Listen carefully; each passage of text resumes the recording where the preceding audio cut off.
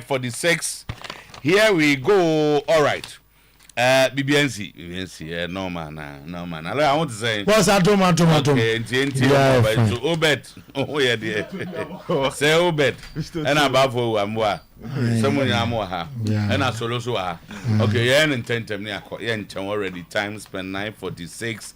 And then Monday, the 5th of November. And we are still in 2024. Okay, here we are headlines. So time for today's sports. Sorry, exactly 12 o'clock. All right, so former Premier League referee Kate Hackett or Lisandro Martinez could have ended Cole Palmer's career in a tackle which should be outlawed. Was it tackle? No, was it a free bomb? So, Frank Lampard there can't Cole Palmer and Pep Guardiola believes whoever wins this year's league will use fewer points. It's been reported that Arsenal sporting director Edu Gaspar said to leave the club. Manchester United have their worst start since 1986-87, and when Sir Alex Ferguson joined the club in November of that season, something about Roma, Inter Milan, Cosimo, and Semeoni Kotoko lost yesterday to Heart of Lions. Of course, proper Ogum Prosper Doctor. Watch why his team lost, and then tensions are running high among Kotoko fans regarding coach Prosper Ogum. Go Stars FC drop points. Basake Holy Stars recorded an impressive 2-2 draw. Nations FC continue their fine form. Ghana FC announces it for second transfer window and all of that. But also open near quick comment. No, yeah, we are not. Babo, I know pay my bamunya my bantemaya idea. I'm asking to hire camera. Yeah, just quick comment na yenko. What we are expecting? Yeah, Tama, the anger and ventilation of the supporters from Omwasi. Yeah, the beba. Okay, anger and ventilation. Okay. So it's just to wait for your headlines. Anger and ventilation. And then I'm on for you, Amasun. Okay. And the beef baby ba. Okay. The foundation of Ghana football. Okay. That's fine. Then Mamin Obed. Also Otuo say they were here boss and come on. Okay, now Debbie, but the men. They say won grab obi man. To say venues ne doors, Juma ne doors. Now venue be. Me na main captain on the bridge. Boys near Juma ne deba. Tina picking your menti. You be remu bashi for the tactical brilliance out in the shate Coach Ogum. And no yabashe. And I'm so to Kwame Poku so town. Kwame Poku former Santa Kotoko. There be former Santa Kotoko striker. Out to Kwame and Rana or Obwase. No share white ran neck and washe neche and YM pesa kakra.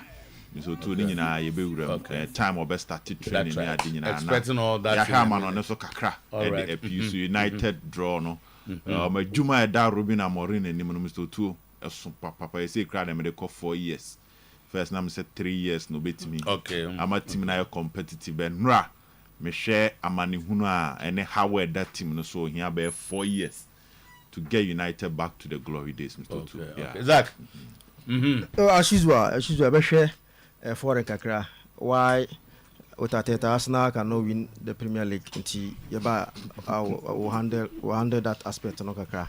So why Arsenal no win? And is it their right to win the league? We say we have been analysis until because why they cannot win the league. Is it their right to win the league? Oh, they are a team that should be winning the league because they are. I want to be petty. So by your estimation, they should be winning the league. Yeah. You know. Today we will discuss why with Arteta Arsenal are not in good shape to win the league. Arteta and I say why they should be winning the league. Now I'm no man coach, you know. When you said they should be winning the league. Oh, say. I thought he gave us some. We a mistake. No, he gave us some glimpses of. Say obetimi aye but say won't but see ado say ontimi nti ya ba e be all right captain yeah so 2 defeat on the bounce Santi Kotoko and Coach Ogum the pressure is mounting the supporters are agitated calling for his head maybe calling for the resignation does it merit and we will talk about that of course Bizoto I will still have a Friday day but I also have something to say about House of Folk on Friday and America on match on Friday I also have something to say about them. A master stroke performance at TNA Park, Takwa. I think, and they are calm down next, Coach Watara, and also folk supporters. So, it was all about a lot of issues. Okay, you yes. Now, oh, okay, no. Oh, okay, now. Oh, because heard your course. Oh, okay. Or those supporters, no, how much are you? Hey, how much are you? But then I'm going to force the soldier for by. Yeah, I'm going to soldier for by. When they almost bought Boasepa, at least said they will protect it. Soldier for us, yeah, Juma. Unprotected. But a no man, of course, walk to Tokomono. So, too. Was a penny for us in your Macomsia Bobby Bekawa. No, Ufran to no, I don't to say, I just want to say Ufran to man. I want to or the idea mentioned to me. Yenya that genuine ye, Yenya that genuine ye, because and yet, okay, I'm young no creamy, so we catch us say, yeah, Nam to a boy performance. No, so any performance, no, about what is going on, but the politics going around the team. Okay, would you sort them, say politics never cost with team no. Okay, yes, team.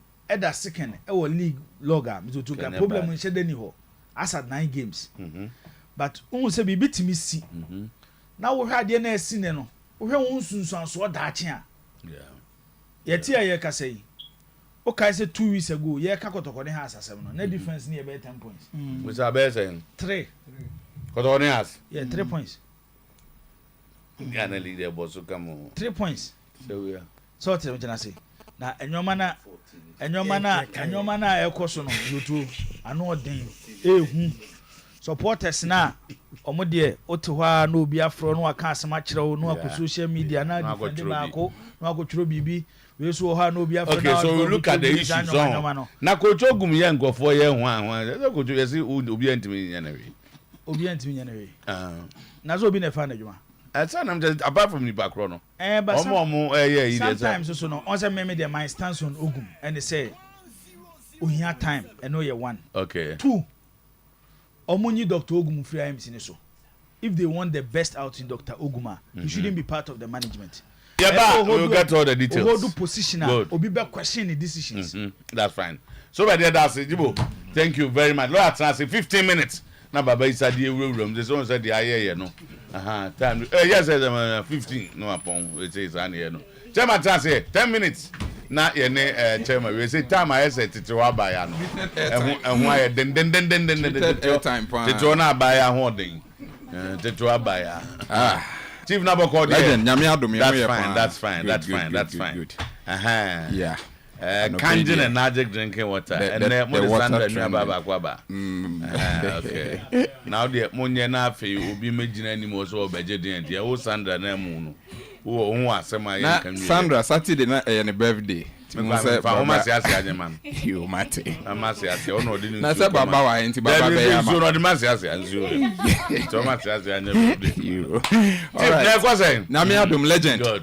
And I say I heard the exceptional property of Kangen and magic drinking water. The properties and no antioxidants. You can say Kangen were 3 basic properties. A baby obeku we are fan no. So 3 properties here there you can one same. First, alkalinity. Say insonia purely alkaline. And acidic water and sanya neutral water. Alkaline. Secondly, enso say insono antioxidant. Antioxidants no chere say molecular hydrogen power ne very very high. Enti ye behwe mfoni videos kakre bi a chere say kangen nsuo no kretrodo antioxidant ewo mu na ye say ade ye antioxidant a chere say it doesn't oxidize. Chere say ade no emma onipadua no enwe nache. Enti we whiskey. Third property no microcluster. Legend Infonia what TV and a screen is so whiskey a ye egu glass mienu. First glass no we share whiskey ni kakra say and week and Monday amount for abro. Second glass no so we share whiskey no. Ade na e dan che ne meter e friend ORP meter. ORP meter ne say oxidation reduction potential. Say ye say ade na wo nom no eboa ma onipadua no wi nache anase enwi nache eboa no ma ne repair cells. 91st one we share ordinary water e dey need the Bailey. Inti we hwie egu whiskey no so. And all the Kangen water and so agu whiskey no so. Or the ORP meter ne ebe share insuo drinks mienu no whiskey with water. First one ne ye Kangen akọ negative time abajo ye nya say negative saying -7 share first one no first whiskey no onya -777 but the call second one no onya 303 mesre MC no asa repeat sa video ibiem onko echika kra bi time ahwe -776 chese ade no eye purely antioxidant oyi free how they call next glass no no otumu say no onya positive figure enti ade no ma positive figure chese ade no winache destroy system no enti na last ye ba ye kan say obinum alcohol kra na onum Kangen water ma onya hangover and afi effect I say alcohol na nya wo nipedua so no inso no koko neutralizes ania man enti first one no is not to encourage people to debi enti wo ye kan obi be fa ho debi ko bura ko debi tina be say mo bi ye kan say debi ene de ye so nsa so amopai enti wo first video na ye be say mistakenly na ye time I heard the PA tester na so one say first one color na nsesan e da so ye yellow but second one say say ORP antioxidant wo mu nti aye purple aye violet ye be call next video no so enti ye kasa fa antioxidant you know ye nya no e wo nuaba fruit any vegetables mu obi ne Kangen machine e na waso yi wa power no on obe produce nsuo 9.5 pH and 9 pH chese alkaline which is purely alkaline. Afi or the ORP meter no asa to sa cap na or the nsuo no obebu nsuo no ewo mu. Wa so ORP meter no. ORP meter no ideally inflammable air trinity number 290 BB which is positive air oxidize e ma onipedua no winache. Afi no obebie Kangen no timer we bie Kangen na sati negative 125 189. Look at the rapidity, the fluidity and negative 324. Eko sa negative 400. Negative 500. Chese Kangen water nkwan to me ma negative ORP. Yes say ade no oxidize here. Say opai apple mu mienu a otumu say apple no esi ho chepe na enini dane brown. Chese ade no winachi tomatoes say bia wa pluck fresh tomatoes so pluck here. Timer. Me pa share next video no way here watermelon no ya pese ya share ORP no watermelon ORP negative 300. Just a watermelon no it has reached or it is rich in antioxidant or the meter no as watermelon mo direct and you can do this with all your foods. Tomatoes are favorite tomatoes no mu ebia berries are favorite berries no mu na hwe ORP no ebe ya nwanwa say melon watermelon na negative 303 ORP no odi be hye nsuo bi mu no benya positive 900 just nsuo no ya acid nkwa enti ahade ya ba de bia na oyi kire on say odi ORP meter na hye watermelon nya me na America obi na ya amanone oya ni nsana obi nso ebu ni Kangen water odi ORP meter na hye cap no mu Kangen water na webu no ohia negative 622 chese Kangen water no nya ema oni nyina ya negative chese etumi reduce oxidation say a positive dia and the ade no ewinache by a negative chese esisa ade no kwan say e be winache enti these are some of the videos are no pay ebinso ewo obinso die ni Kangen water and so obunu from the machine and now negative 741 enti na de bia no obinum so na no di dance here legend last week Friday na ye was sompa and gode efre ofre na odi adanse o se na wenya prostrate challenges bi na o started so num Kangen in less than 2 weeks afi no catheter na wade ahye no we ye free ho and odi hu adanse yesa se afi ni nemu asesa ne bibia ye kama wakwa akwaje lab test na nti enche no e bia ye beba betena show no so na edi hu nkomo and na o kan o TV no so enye dro de yensuo but the water has worked just like medicine this time around. The medicine that we are taking here too much nyankopon nyansa ne nimdie no the way our design system no the body should be able to take or get rid of toxins that comes into the body chese efi inkikawa ye twen inflammable galamsey metals here ye nom through other waters a market no as I said body naturally need to me get rid of it but this element wouldn't enable the body and to me ma onipedua and get rid of it because the body itself is already polluted umoja are polluted so once your body or blood becomes polluted no emayarewa etinim so most of of the sicknesses ye the medication and treat ye the edro meanwhile ye here edro anka ye best say diet na ye the be a fruit any vegetables lot na ya ma e be a fiber so aye lot na ya reduce e be a carbon niama ba ku mienu anwaduane no so dawson. And this is one of the reasons why every house need kangen, every household nia emma efie bia hia kangen ni say onya kangen water emfa ni say legend we always come here obi say presentation aye and ye demo na emma amanfo eni ebie ehun say yes this is oil, normal cooking oil me hwe kakra of first glass mu second one no enti emfa ni say with the first one water e wo mu deda so it doesn't mix ordinary water enti oil no etani but emfa ni say onya kangen water ibi na udi guswa ubon say anane na mana yeti say milk yentu so anane no because the pH is high and the antioxidant content near more into legend shadia kakra. Well, say this is the difference between the two. So fats ni niamana oil na wudi no. Why are people sharing testimonies every now and then to say alcohol dia me dey first example antioxidant na e won so munti so na nkasa ubu free kangin machine no ma utumu say the water gives you some cloudy stuff.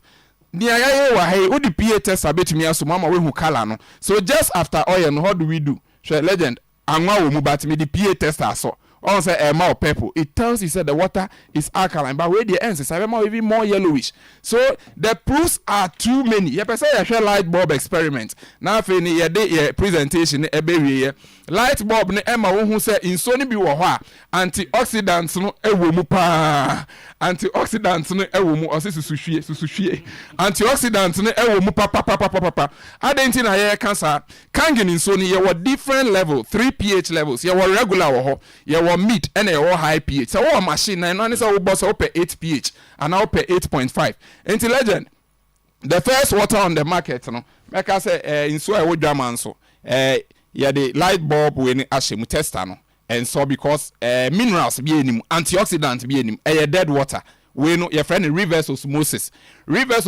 no okay kan ya minerals ni nyina efri mu afi my enfan share kangin water no na yen hwa de me pa cho maso enti me pa cho de ayi no enti say ya di shemu biom na ya check me pa cho ane ha jumade ndem munya ni 10 aha legend enti kangin water no eno no asobob no ba de ba ordinary water medase waso ondum ye sorry free ho me ba cho enti no o test ya enso ye fan she kanji mu na hwa de won say abright enti we ni kire say antioxidant dabi ye wia me ba o de solo besum aha Mami fancy gallon with direct. I feel the yeah, ordinary water in here. Yeah. Ember. No antioxidant, mineral be in full of minerals. Until when the light bulb, no co internet, no so. Aha, me pese ya ignorance Emma in Crawford kasa bebre ka say oh in so ben and Crawford dia be nia me ba cho betimi aso aman nia na anka enso no nia enso no ya de kangin kakra ebefra na afi no wahwe de ebe ye ya de kangin kakra me hwe 11 sana legend ne yem hye no high pH no enti the first one na enso no afi I started say so high pH no so why we've introduced minerals and antioxidants into the water enti enemrem ebia na aduane a wudi insu a wonom enye ebia na ya acidic ebia na ya neutral but emfa apomuden papa embrel esesa wotumi switch na wo say antioxidant aye ka no wudi apples be 300 a day it say wanom kangin water glass back we no nhwehwemu ada na di enye kangin for na ye ba ha ba be ka ewo internet no so opako AI na hwe hot doctors medical doctors are saying about kangin energetic drinking water unum alkaline water 1 glass it is we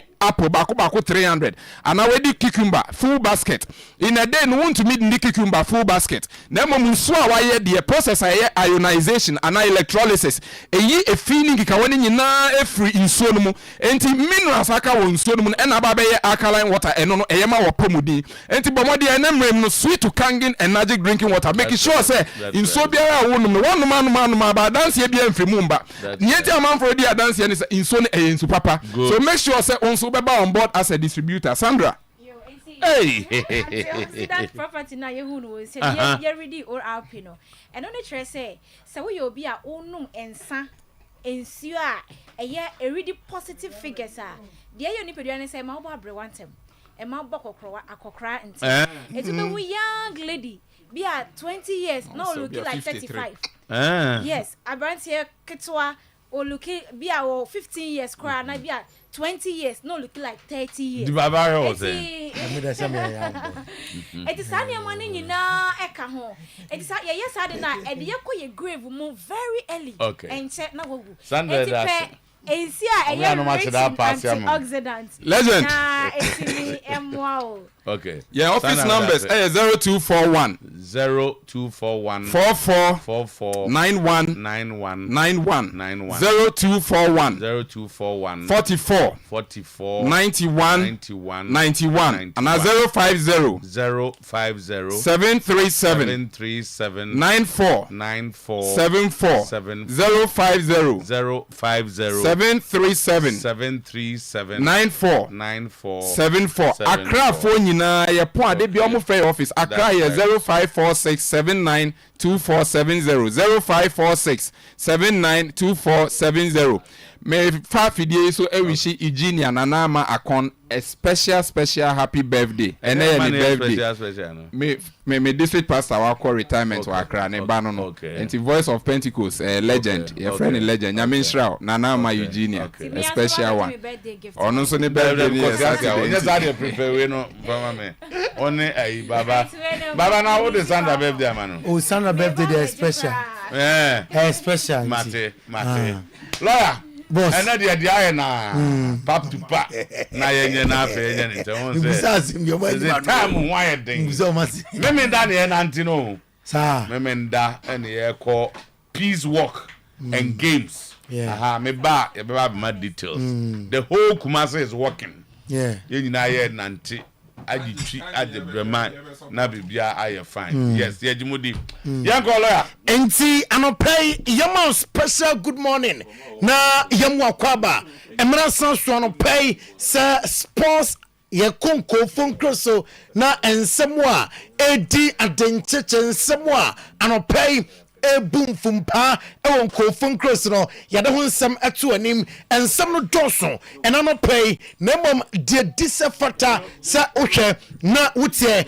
ena yade ema kitikiti man polibi ewo ma akansuo yarma kambu no pa anopay yabeto ebuase na ya confirm numru nyina ama emra ya confirm ensem no on Oyerepa TV, on Oyerepa 100.7 FM, showing you live on Facebook page, and also over share not what comment to the bar, not the boss player at the bossy, I can canina. I'm on Sadia say, and then Sadia a fata nano pay, yes, I say at the effect monthly that's yeah, now don't you come the Don Carlo Ancelotti, Nasya, I see a dear Bakua, now affected him no, I acquire different. No, so a different day Madrid no the word Sergio Ramos more time when we see a kaya some be consider with ease no na edne no am I one juma or believe sir abua am a team no etime akon ete akona name that is Don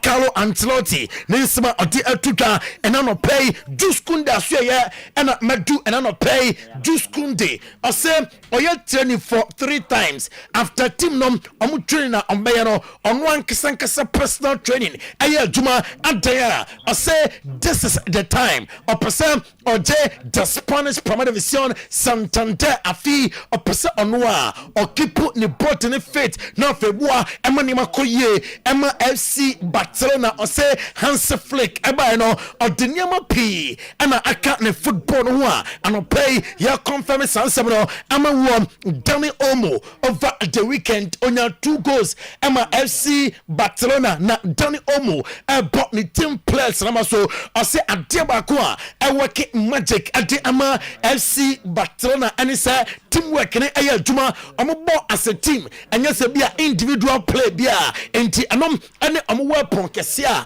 afi ɔmo de ɛkɔ manim ɔsɛ they will continue to improve ɔno ankasa as a player ɔpɛ sɛ ɔyɛ more ɛma boboko no Rodrigo abusua ɛno a Madrid Chenina ɔmo ɛyɛ no ɔtumi twɛni yɛ na mom sɛ ɔtena Milan ɛne Real Madrid game no ɛnyɛ likely sɛ Rodrigo ɛbɛtumi asi akan ɛde ama Madrid a ɛno nso yɛde ato anim na Rafinha ɛde ato dwa sɛ Ukrainian afi wa transform ye Rafinha na yɛnim no under Xavi Hernandez no ɛnyɛ sa Rafinha ne secret ne nyina ne sɛ game na coach ne elbow no ɔbɔ according to the players a ɔwɔ no strength ɛnom ɛna ɛwɔke magic ɛma FC Barcelona that is Rafinha ne nsɛm a ɔde ɛtotwa ɛna no pay ɛnonom na Pedri ɔsi the intensity of Hansi Flick in the game no ɔyɛ kwadwofo a masa untimi ɛmmɔ ɔsi off the ball ɔyɛ adwuma kra kyɛn sɛ ukuta ball no ɔsɛ Sabasa Esiakaya Omulusu Pona I was about 2 seconds who to me recover I was so to me Banamunam supported Jibono at the FE opponent and some idea I work a fee at the Ama Womum and no I Pedri in Sama and pay at the Tuta Yatina to an Nano pay Rafael Leao young fun to just Madrid and AC Milan UEFA Champions League no Pancoma Yeti HM Rafael Leao the likely sir obetime a static game no also and you letters and no eka yensa and no prayer you're tuning in to him live on Oyerepa 100.7 FM live on Oyerepa TV Oyerepa efinyame yabo England na fe yatin komo kakra ewo England and no pay guy novel and a advice kese Emma Rubin Amorim say Enra okay Manchester United against Chelsea Mosa so ma kuntunkurino so a ha onfa kuntunkurino to form kaneno na o mame ebia bronya so o pata de fufro was say bronya nti anu ma kuntunkurino so as wani aja fatu fem lower expectations no or say or come Rubin Amorim ate onya na adwensa na basisa na fufro enye tima eya already made enye tima eya mo tsewa ebe compete gidigidi bia ebe nkakra na ideology o deba team no enom eya another factor plus eya another factor nti onto no boss na fe only expectations kakra ene guy novo ne nsema ati atutwa o say ne love for Cole Palmer konsuro enra I say Kopama enya one of best games I nimsa I Kopama near wait your Kopama the best game near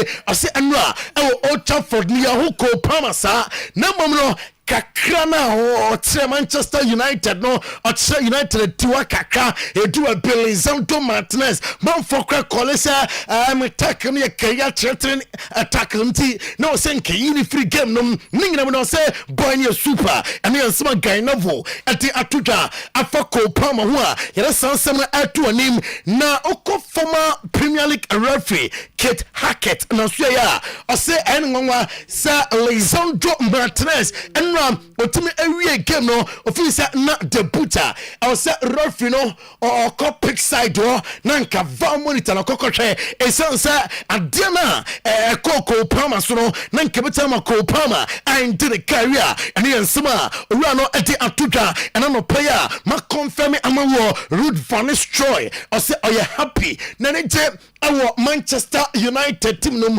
I say Manchester United nkwa and etima obati asese obey assistant baby o duru any baby o krofi say enka ono ne denie nanka oyenemom with Manchester United there obey happy say obey assistant to Rubin Amorim na fobua ama Manchester United etime akọ nanim na Chelsea legend and a former midfielder Frank James Lampard Jr. was in the Premier Premier League and pay young confirm Emo Biante se Cole Palmer a best player our English Premier League on team for player bia and compare Cole Palmer our Premier League and then I can say I think he's the best player in the league.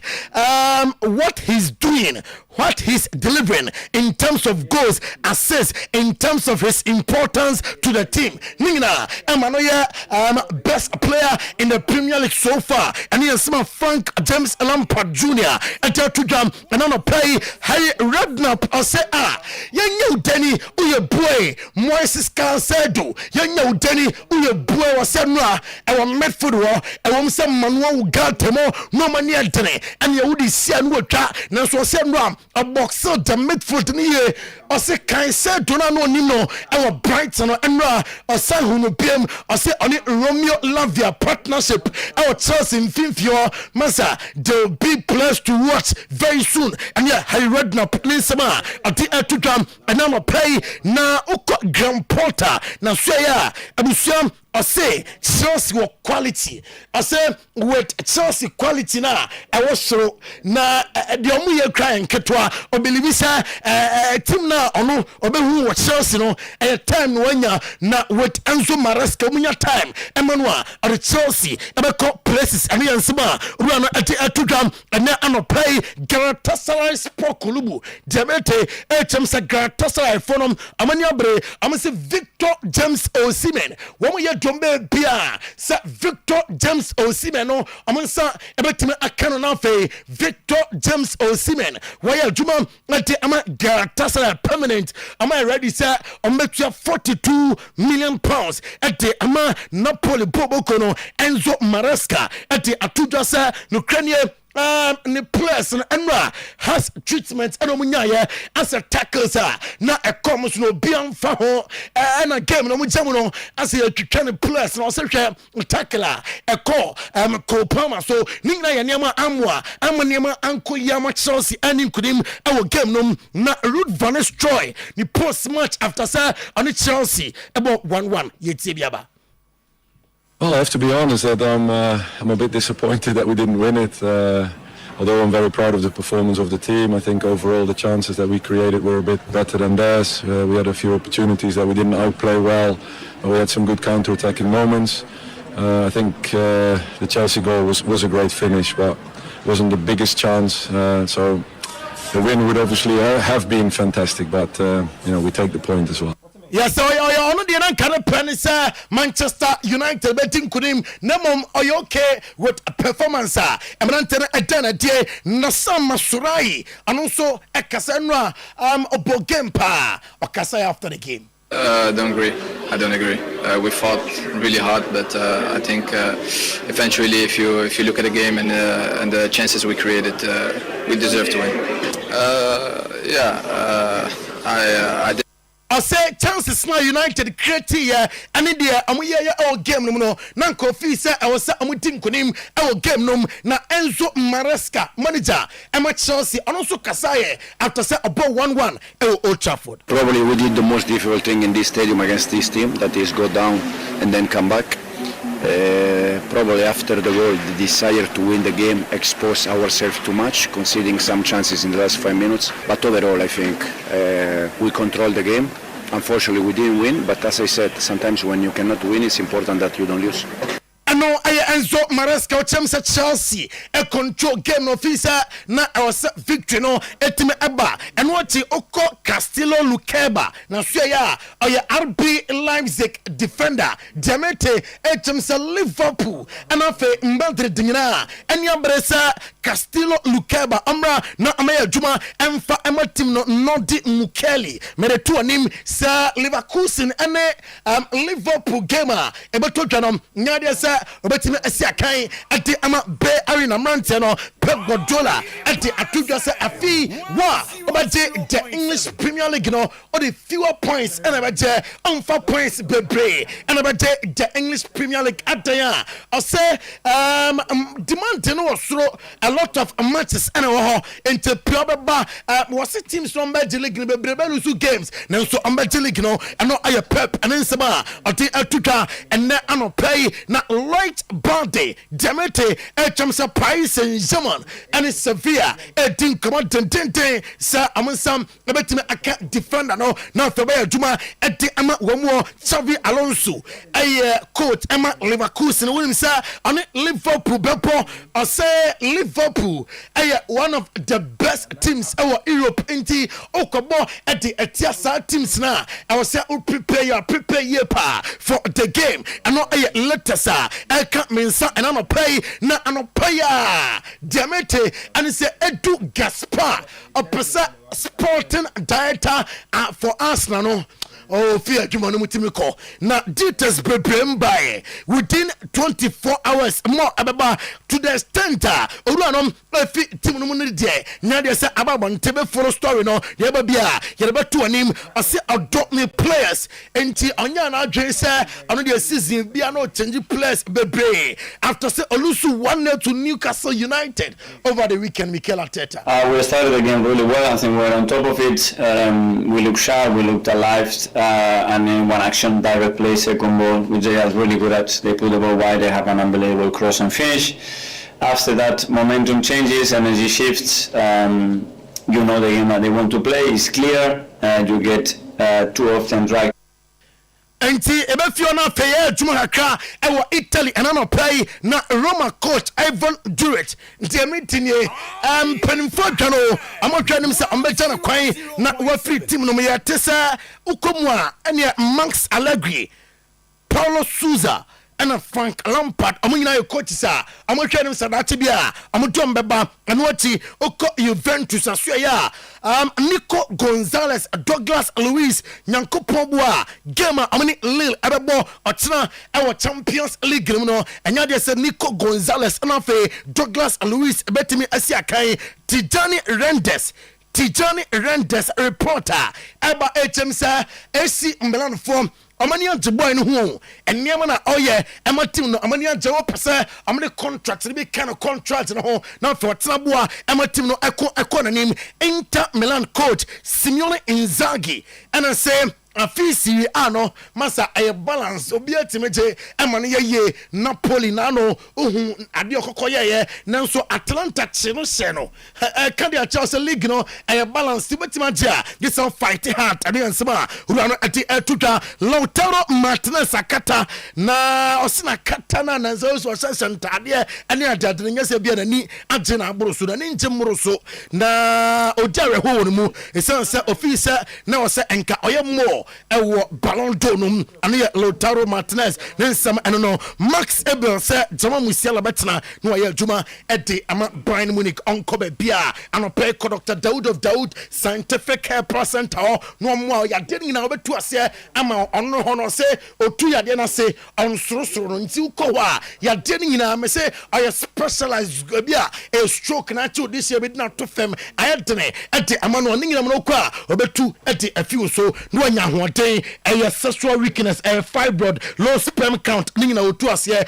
adwoso krapa old Metro FM Dynamo and one serious so ho 0244 886437 0244 886437 0201 681 717 aya jo fridges nina our high sense wo amode no and a papa high sense fridge no a promo and one ye our form e bo no what is to say who and afa aya papa enti otwa na wato fridge nina kayo se ebia tenten tetia kese entralight bebe high sense and eboa wo 0302 550 000 0302 550 na wafre anopay ya jinso edinko phone close nsem no esia me komanim aya 1024 sports wire wie Inti me monitor na fei legend enter say anopai a president cavity fighter toothpaste Rosters roofing educhwa herbal bitters na just say anei wa modern enya capsules de aka ho protector no gas alarm gadget abey herbal clinic Amansera Bank PLC CompuGhana was a tardian and champion divine clinic Techno Brands, Techno, Franco Trading Enterprise, Power Specialist, Herbal Hospital, Ejuma Ababeda Ho, and Intibeba, no more be to me, I keke, young conito, and now I am offer Theophilus, ye board down so, if we are from the chief, you don't have any chief of school, or we are MA Stream C. JHS3 o mame Naomi Owusu wachade wo show besiase MA na say ya chief special birthday and ne anopay ebra chief wudi wa wodant nyame famfie ni bi enka wonfie ho special birthday and confirm policewoman constable Felicia Mensa who Draben FPU base and aya won so wawoda ukunu honorable Douglas Banahene obinim ochina electoral area we know under Shama district western region and I will say constable special birthday and anopay and kwakra midi area no na fema tuja no happy birthday call ediama dachi hima afia sapon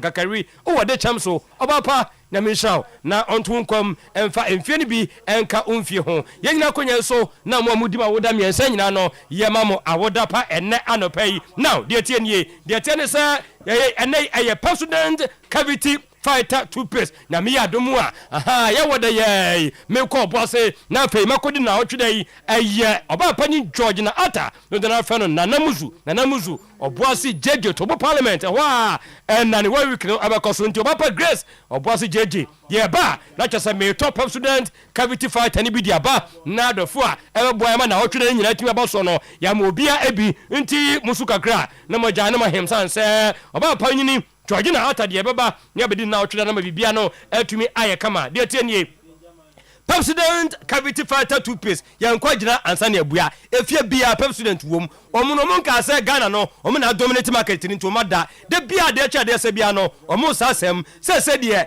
pro fluoride macro calcium ingredients no mo de afrafra twitwe wo se mpa fita enyi nkonkone no halitosis ene nkana wo no no eni nyina emfiri ho ya no free to line no anasa eni nyina mo no president every small matters edano baby akodo no fasha Rosters roofing nensa neduma hote Saflock IBL IDT tar sheet premium quota 55% alozing your quoted ho and you want to place into so honomo ya no kai say different colors de bia no yansesa so de bia da quality no so de ejinamu de bia free estimate ya be e de amount wo chichira betu kakra bi channel so it take 3 to 5 working day production pa na awie ye ba ho dia metal trusses roofing sheet ceiling joint POP cement Rosters roofing system nationwide number near 0544 338-042 and 0201 164-645 aduchu one no yankwa gina da ansane abua wosi munya na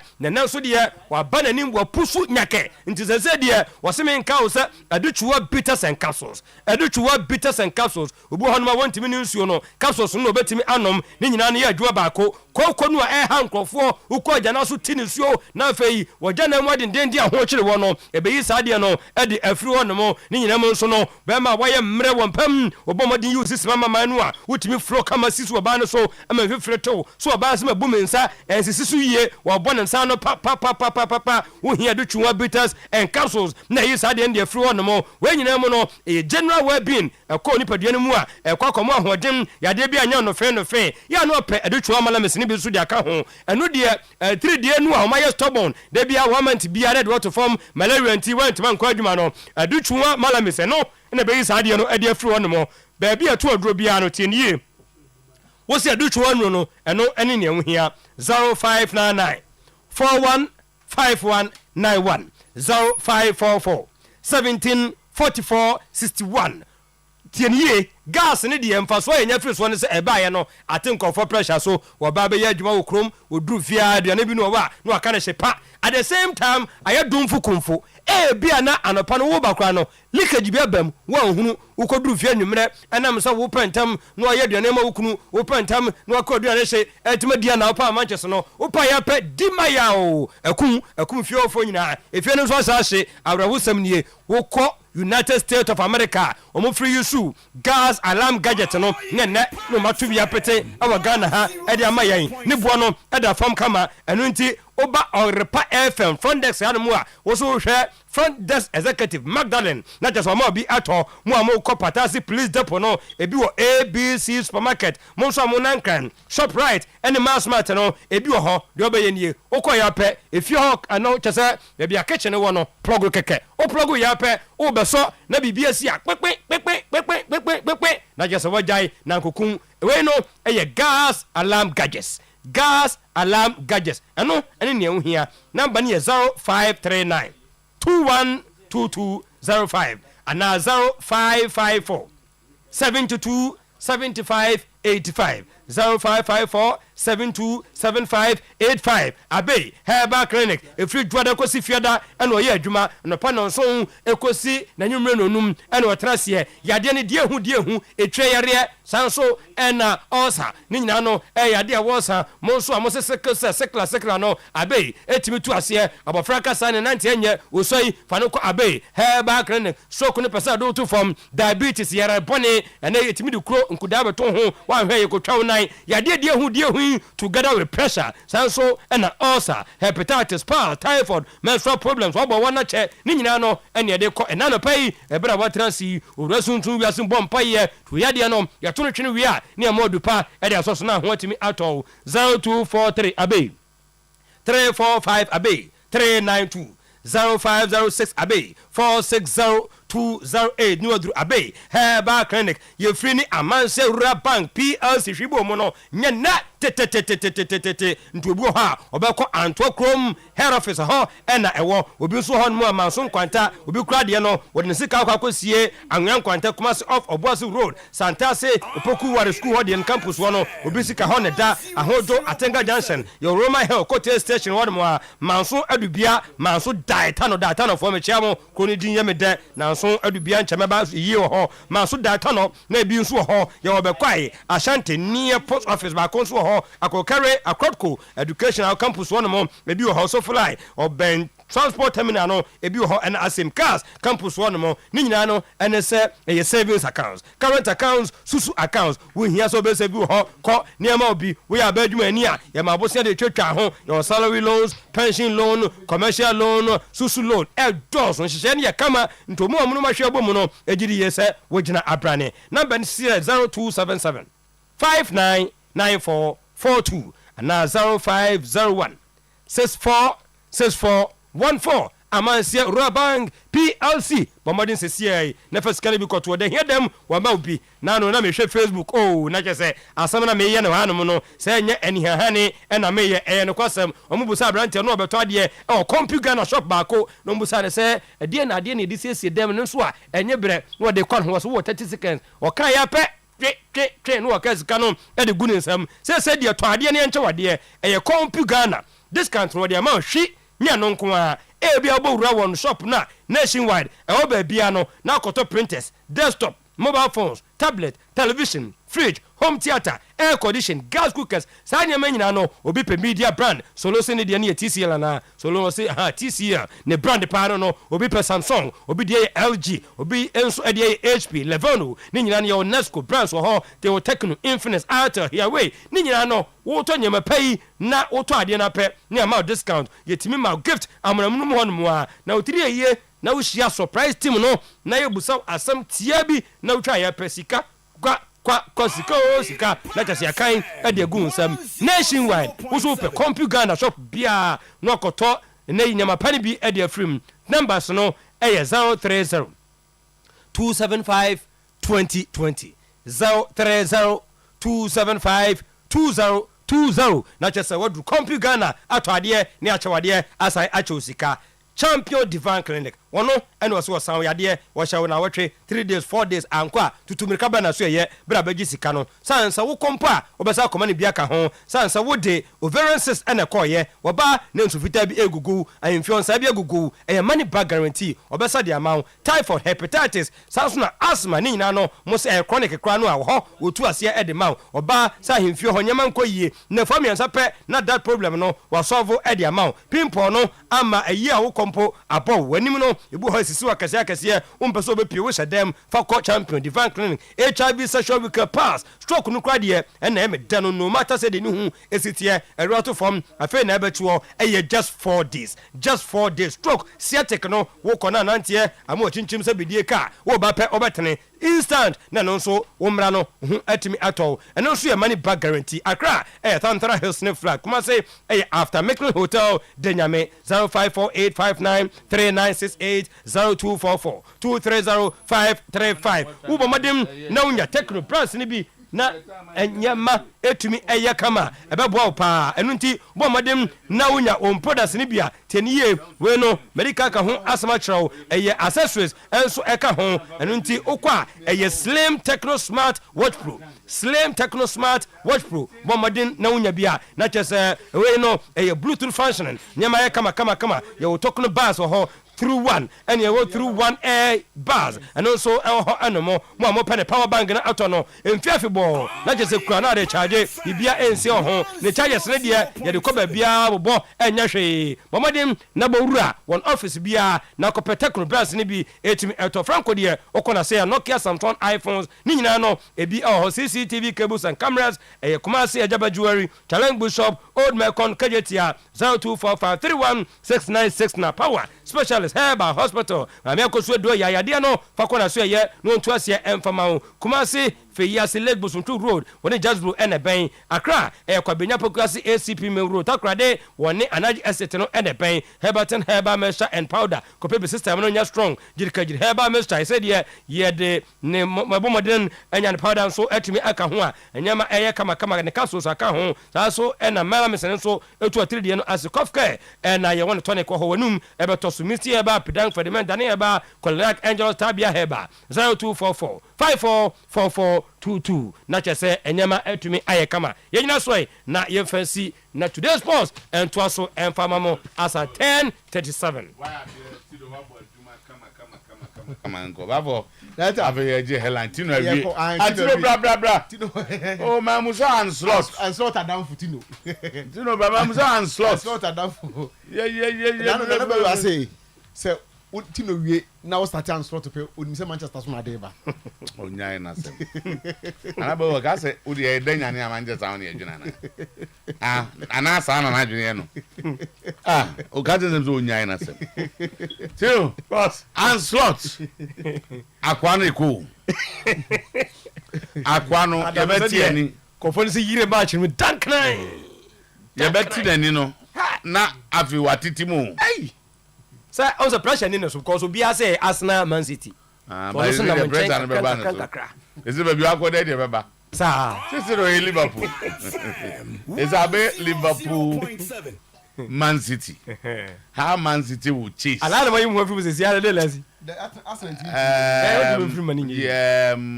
the moment say ya na be ko na improvement in certain areas.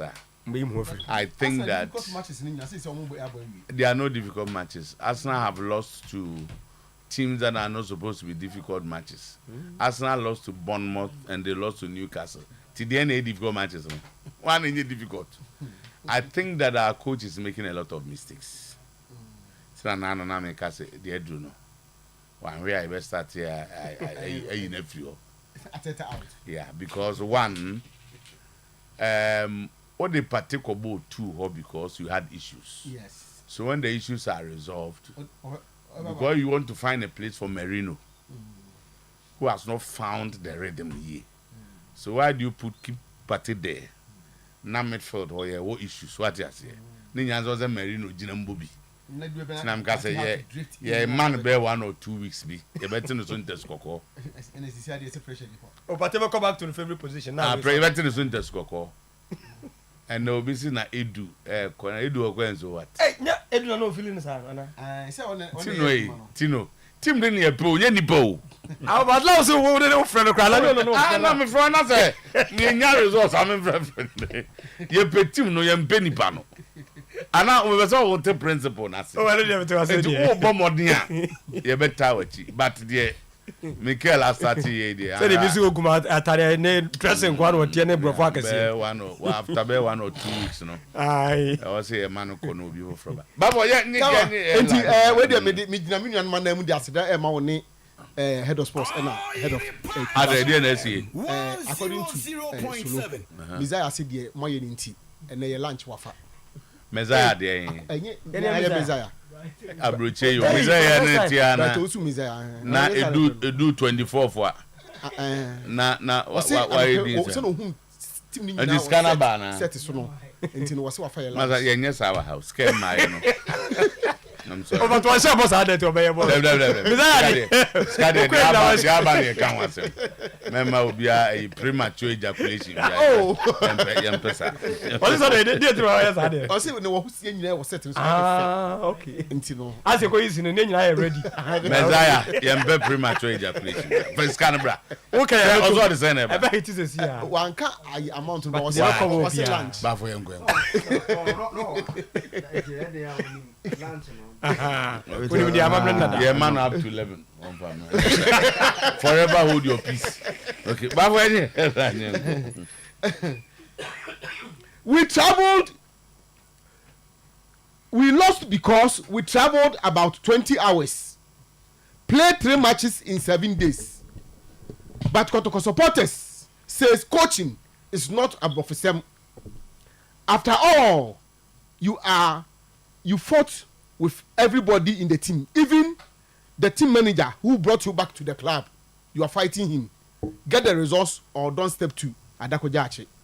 Tama, pressure started mounting on Ogumo. And no idea in show bros or broke so pam. Pressure pa supporters in the eto so no. Nanya sem ketua all out of the idea Insubabe or Honmono. Tama arrested for ticket racketeering. Mr. Don Ansa cannot contest for the Dhaka chairmanship position.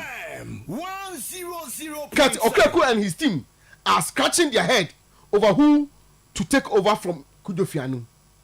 In the case of the Republic versus Don Ansa at the Circuit Court 1, Cocoa Affairs Court, Accra, Justice Charles K.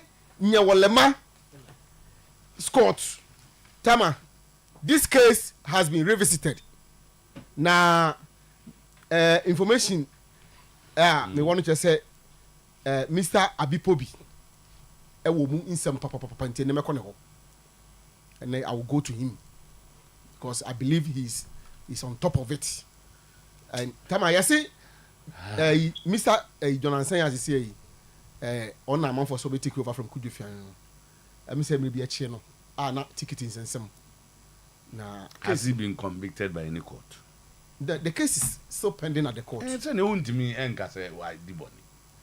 And I say man so we are some more court in that Imuaya. Do we assume? Oh, say normally you know. You recuse yourself. What change? You can't contest now. We not say a bubo wana afinas. Yes, I got to. It is for anyway. But I feel for some. We don't have to become bosom. Now, first, let me say, but when I say the fact that Yachowa was no court say for ticket racketeering, no, it is you say a criminal offense. And you need better contest for the baby one. There's all change. Yeah, managing. Tell me, my book to you actually. The case is still pending at the court. Justice Nyewo, you didn't know, but my money, one Justice K. Nyawolema. On the judge, or sitting judge, or the presiding judge on the case. Ah, they did. So when the judge, I saw the answer chief justice by my judge before. Just something who ye criminal cases don't die. And young grand. It is here no. Tama, I just some get partner. I'm for a shaking the foundation. What's the court? I'm say a Cocoa Affairs Court 1. Koko Affairs Court 1 e wa Accra. Why they? Almost say the Republic versus John Ansa. Mr. John Ansa. In a ticket racketeering. Ticket racketeering no just what we are ticket. Okay, so Obedwa. Say ticket racketeering just what we are ticket me boy. Ticket one sense Just what we are ticket to gate. Just what we are but. And I told you Say Bibisa. Someone say asem court card they want to can one some. Yeah, in case of deep man with default. To the court there. So now can say court there out there. That's so pending before court 20 no. You see idea Gaka hodomo no.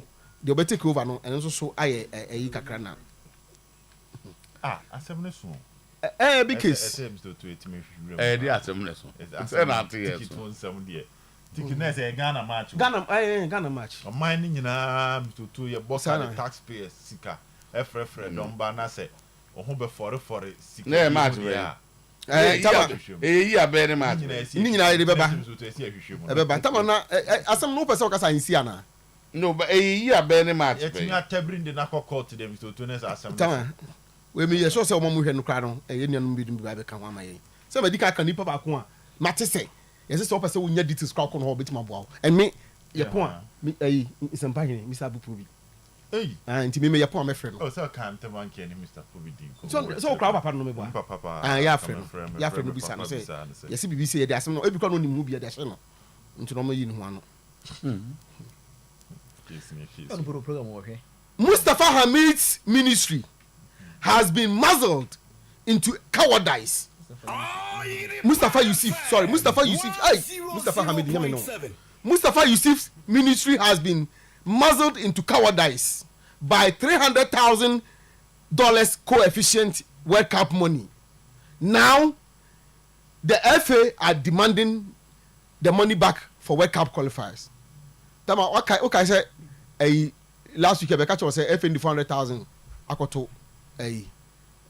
ministry no say omonkojin fi aban homra information e pa chen say the ntia ministry no ntimi enka bibia no and say World Cup na ekoba na alaji gusa say omonji ni sika no say $700,000 ena omuyiye ana kom so mo chama 7-member management committee no ne mo tie mu $300,000 e de command ministry no so mo nende omo share no enti $400,000 ye chairman nipa 7 no and nenti na ye ka so bia nkoti ni sika so mfa na no tom bacho what you say nitie $400,000 and na nipa 7 chair instead of $700,000 na ko bia benya $100,000 no okay say Mr. Randy Abibeka, Dr. Randy Abibeka said, "One $100,000 biya." Tama nchechiri mu no. $300,000 say ministry nye for them. Omo dia kotu koma ministry. So omo mfa. Enya ban dia wo. Enya say bia ya da koma ministry say ban sika de enko ministry o direct. Ka ban sika de omo self we no. Coefficient. Na just nipa 7 omo na enya 100. There go be enya 100 no. You are supposed to get 100. But who sign a koto wo bia. Coefficient. Ube sa kwa yi bidiaba ne ye de aka ho ne de akoma mi. That is the coefficient. Central me coefficient me ntiase. Titi na so no me no. Titi no me ne sen. Sen na de ko Titi do me ne.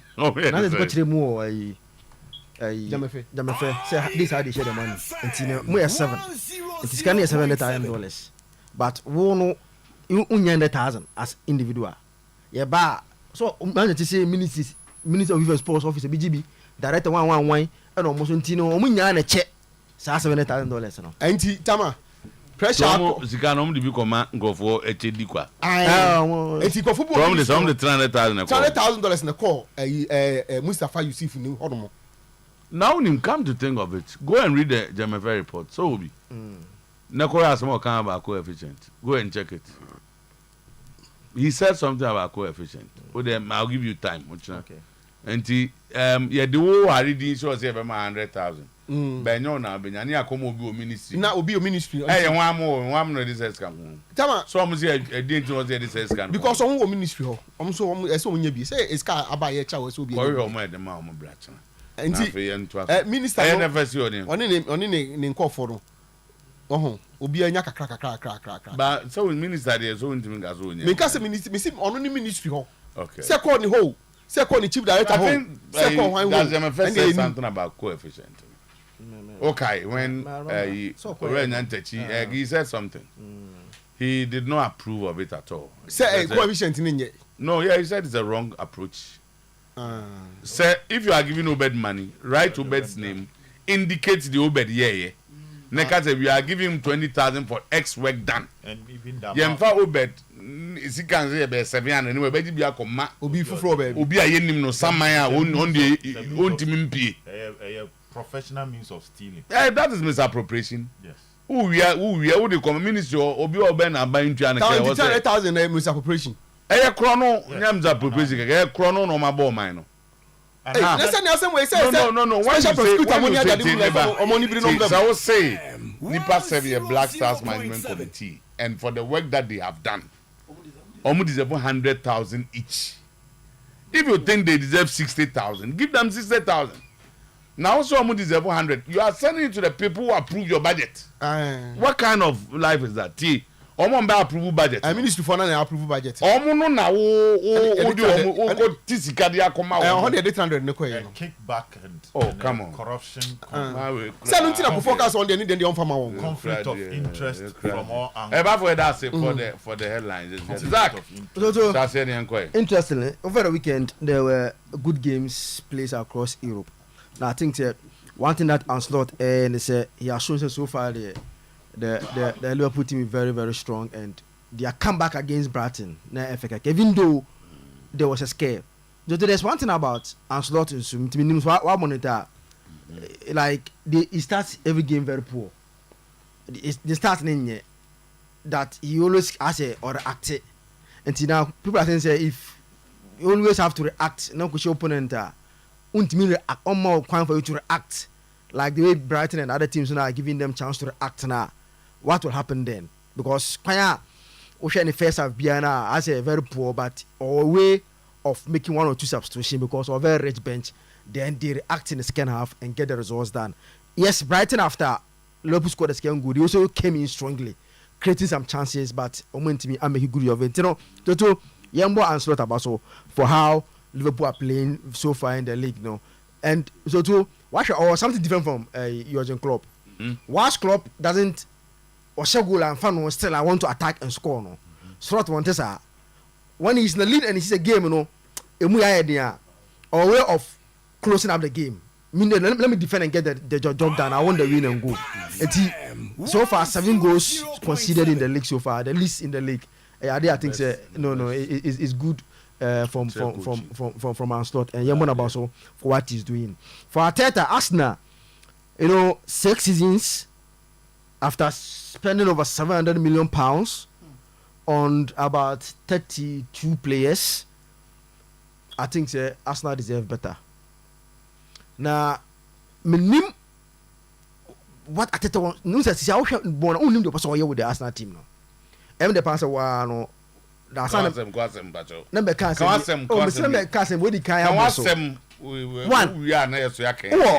White is fit. It's not like or problem. What is fit? And why do you experiment with Partey still and answer on Kobo number 2? Partey yes played very well against Liverpool, but playing him there when you have a natural Zinchenko was on the bench, White was on the bench, and 2 laterals are omunyane can play still now to Patonko Bo no now weaken your move for I think that decision didn't go well. I think Onwano will admit it's a very, very bad choice that going forward won't me and to be again that decision not to sign a striker clearly is affecting the Arsenal team because now the goals are one Saka and Shah Arsenal struggles to get the goals and you could clearly say Bono you need some potent striker to change things out of nothing. And me sure say in January, me name what Arteta will be thinking because clearly lack of that typical goal poacher no is something that maybe Arsenal do 6 seasons, just 1 FA Cup a day. Arteta clearly striker average na there it's a feel which Arsenal shana Arteta shana or improve the oil. So what? That's how much it That's not so anything. Almost 700 million. In how many seasons? 6. Okay. A bad news when you compare with others. How much have others spent? No, a bad news when you look at what the person have achieved. What is it we are looking at? The ever achievement there. Clearly, he's brought the team from the usual 8th position to a regular second. He's not won it, but he has been second back to back. In Joker's achievement, yeah.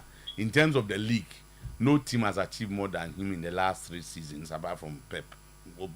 I mean, clearly he's been number 2. No, number 2 the achievement. Oh, but it's a number 2. So Obi the 9. Obi the 9, Obi the second. Second is nothing. Yeah, achievement is winning. Second is an achievement.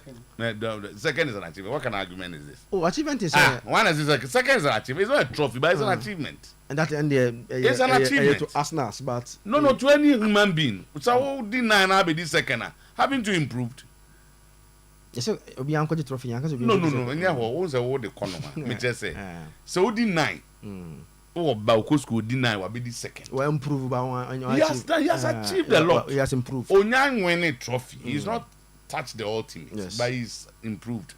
And to me just say, also they compare and go for expenditure.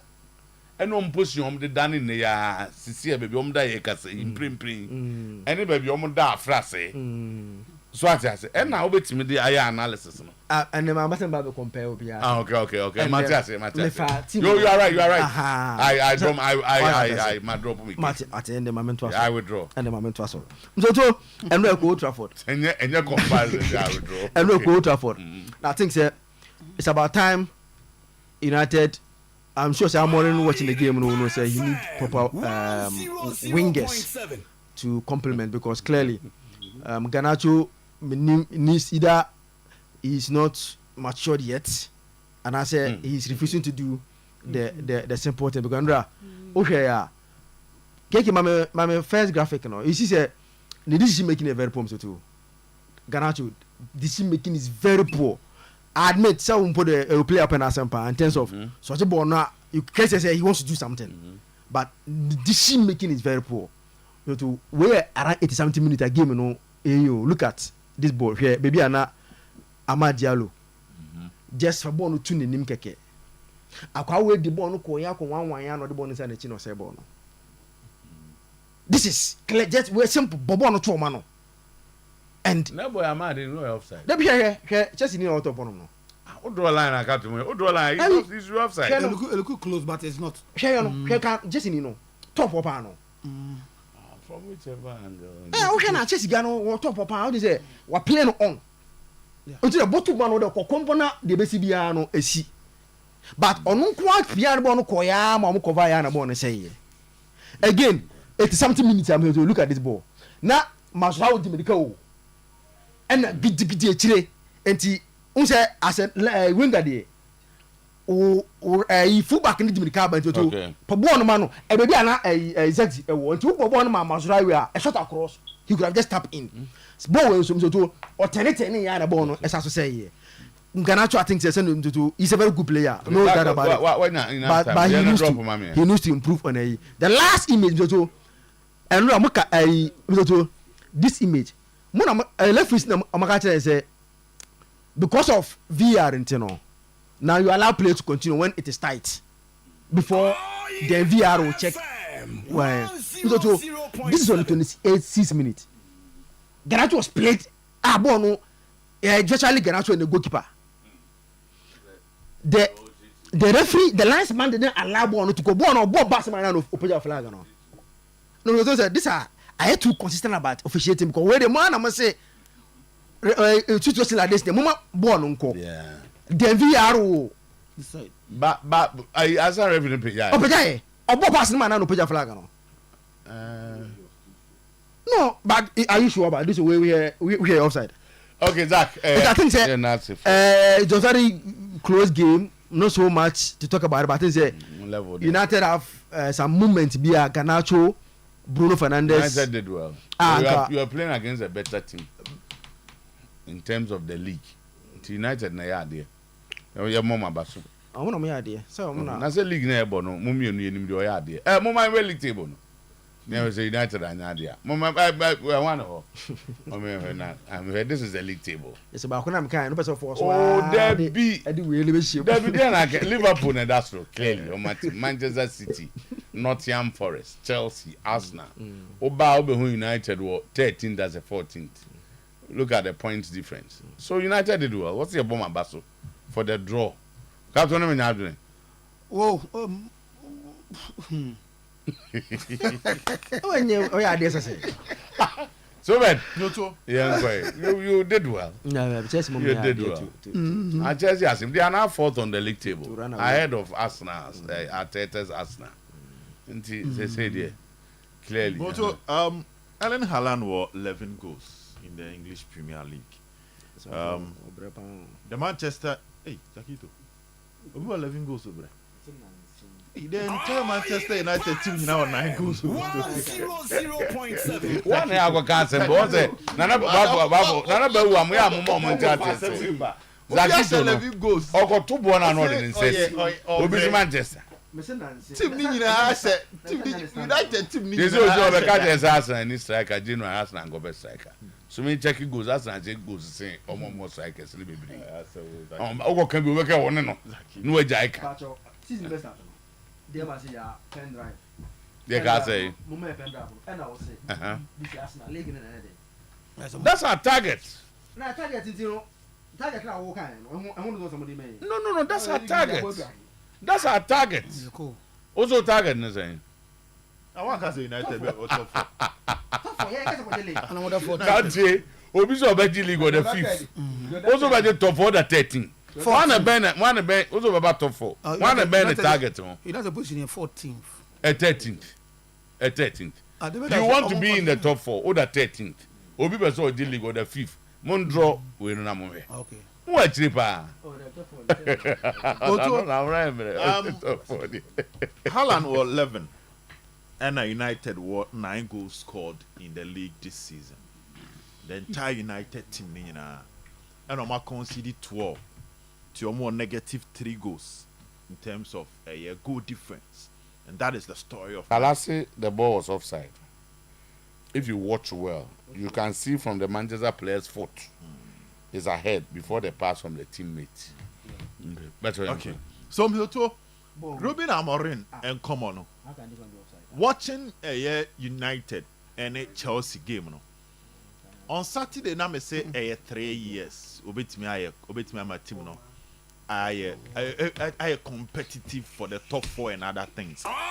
But so to watching the team, the tactical issues, the systematic issues with this Manchester United team, no. Coach, no, he about papa. You say me the papa. Coach, you don't know. When I look at the team, it is too ordinary. The top scorer for Manchester United this season, Garnacho with 2 goals. As a board, first thing I said, Ruben Amorim, it's me the best Manchester United team to ASA. Instant improvement of players, because when Timia had the Hansi Flick here or Barca, but you saw Barca this weekend against Espanyol, 3-1 instant. I know them Danny almost scoring 2. No one Rafinha. This season we've talked about the transformation of Rafinha as a player. Na Barcelona chita for ni nyayam to and come jane kwan amaneko. That is what Barca for normal pay. They wanted a Nico Williams. Na omo pa branch friend Nico Yamin Lama na omenya branch friend Robert Lewandowski leading the attack as the front 3 for Barcelona. Hansi Flick comes in and all of a sudden Rafinha is now a top player putting up exceptional performance. Will to any one. Number 2, Inigo Martinez in the Spanish La Liga this season is yet to be dribbled. 33-year-old will to a defender and card Cheni Pabibra and Common Geno. But Hansi Flick comes to who a Juma or the neighbor were chilling. We've talked about the young talent. Our mobile opportunity. Now Frankie de Jong full recovery. Gavi back. Femi Lopez back. And Barca for hope set him na ye. That should be that kind of magic toucher. I said Ruben Amorim. and the best the Manchester United team because when you pick the individual players, this is to Rashford was 1 goal in the Premier League, 1 goal in 10 matches.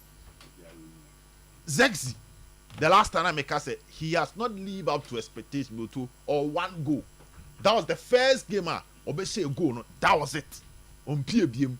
Then you have Garnacho with 2 goals. It's also United and Nimona. Højlund 1 goal this season for Manchester United. We are talking about Ruben Amorim Otuo. He believes in goal scoring. When the team, they score a lot of goals. So it's either instantly the Hansi Flick here or Basano sa or Baya Prekopeno or Bessan your man. Obet me about a team num. And now some move tre. I'm not bringing the best in some of these players because too the players are so ordinary in terms of their performance. Say a coach Chelsea. You can coach a Enzo Maresca Mr. Two. Unya player be a bonidin be abenya Moise Caicedo abe bonidin. Last season under Pochettino no ama signs.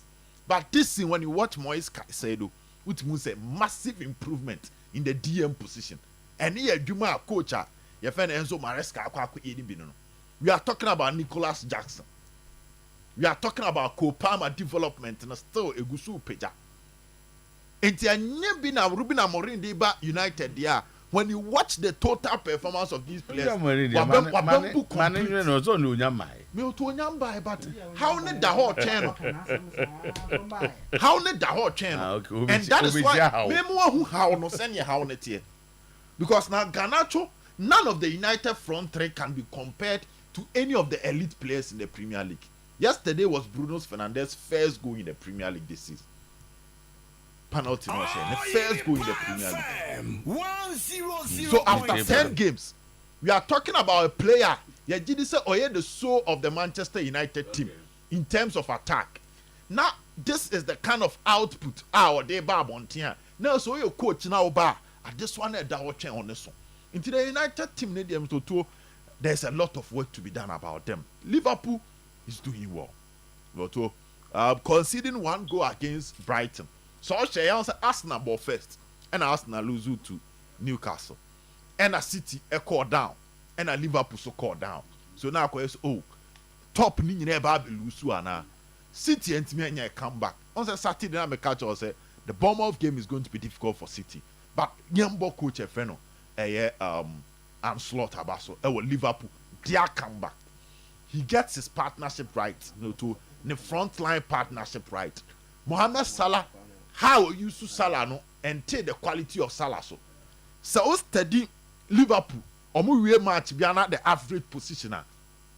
Salah na the far end Liverpool team the owo achiri pa Mohamed Salah okipuno because when he is closer to the penalty box emanem bre in terms of putting the ball at the back of the net by 25 yards to the box ehona Mohamed Salah jina. So when you watch his goal no say I'm still to 1 control 1 dribble, then when you're a clear sight at the goal, no obashe. But someone don't forget that he's old. But to say Salah run the 30s. Until Chien or better do was saying. And son or better do was saying, or better box more. No, none of who didn't crack the sense and were about to attend him. And that is the strategy of the coach. We saw Cody Gakpo coming in, episode 2, on also started a year the comeback for team and friend Liverpool. Liverpool 8 million a year the win one. Their intensity at the back their intensity throughout the 90 minutes. At the back was so far they ran the entire 90 minutes. But I think at some point in time Liverpool will burn out. I see that problem happen with Gravenberch and McAllister without deep options. For now, until more grind the results now, but without deep options, whilst league get it tougher no. Said January, team FN Liverpool ends me augment central midfield now to it will start say show weaknesses in the team, but so far so good. Edema manager no. Mr. To Rafael Leao any AC Milan in common. I see a kakakra. Boy, I'm here na Rafael to train ya. Okobo say keeper in 7. Na fresh game. Yes, this weekend. Now, I'm bisa coach, Fonseca say they didn't keep Liao on the bench. Now so to answer now coach in the mind I started in same baby. I say love to stick to the bench. In Sarah Fall Liao to the bench, it is nothing. And a journalist necessarily be a follow-up question said there be. And you love to stick to Penny Rafael Liao, no say there be only team need to be higher pay. And I started a lot of issues. We're talking about the teamwork of the boy. Say he's more like an individual player. But he wants to build a side that all units work together. Proper efficiency, proper chemistry, any togetherness. That is what Air Fonseca also built. So to every club will be a coach now. You play about what they chita for na commercial. You play about what chita for ni jini dise. Ujina naswa obeye jumana momo. And AC Milan there, brand here feno Rafael Liao. So if coach manage issues ni here, it might get to a time you might have a difficult time when it comes to the Rafael Liao kids. It's either you speak to the boy to play to his system, or you find a nice way of managing the issue. But so far, Menyasho Fonseca or managing a Rafael Liao issue ni ye crab. So to Vesant company so the own him say Ukupimo Germany so they are almost you see Kingsley Coman coming back, getting a goal. You see Jamal Musiala doing his own thing. After so lose to Barcelona, to bought 4-4 Miensa Eddie Atwaso. Also could lose 4-1 to Barcelona. I said it before. For company so far, teams na getting to a ultra attacking now with me show. But their case so the kind of game where the tactical flexibility against top managers they will set back and catch him on the break. And no penny DS opinion the count. That maturity, any nyambe kind of game. And it's a process of coaching. So check it, even Pep Guardiola. Osis, we had issues like that. Oba City, and ultimately get balance on the system. To call Bayern Munich, his matches against the Spanish teams in the UEFA Champions League semi-finals, Atletico, Real Madrid, and Barcelona, so too. Omunyina the net on a proper position. And that is the moves a company go through. All right, to take a Krebia. You can take back to places. Good one. You.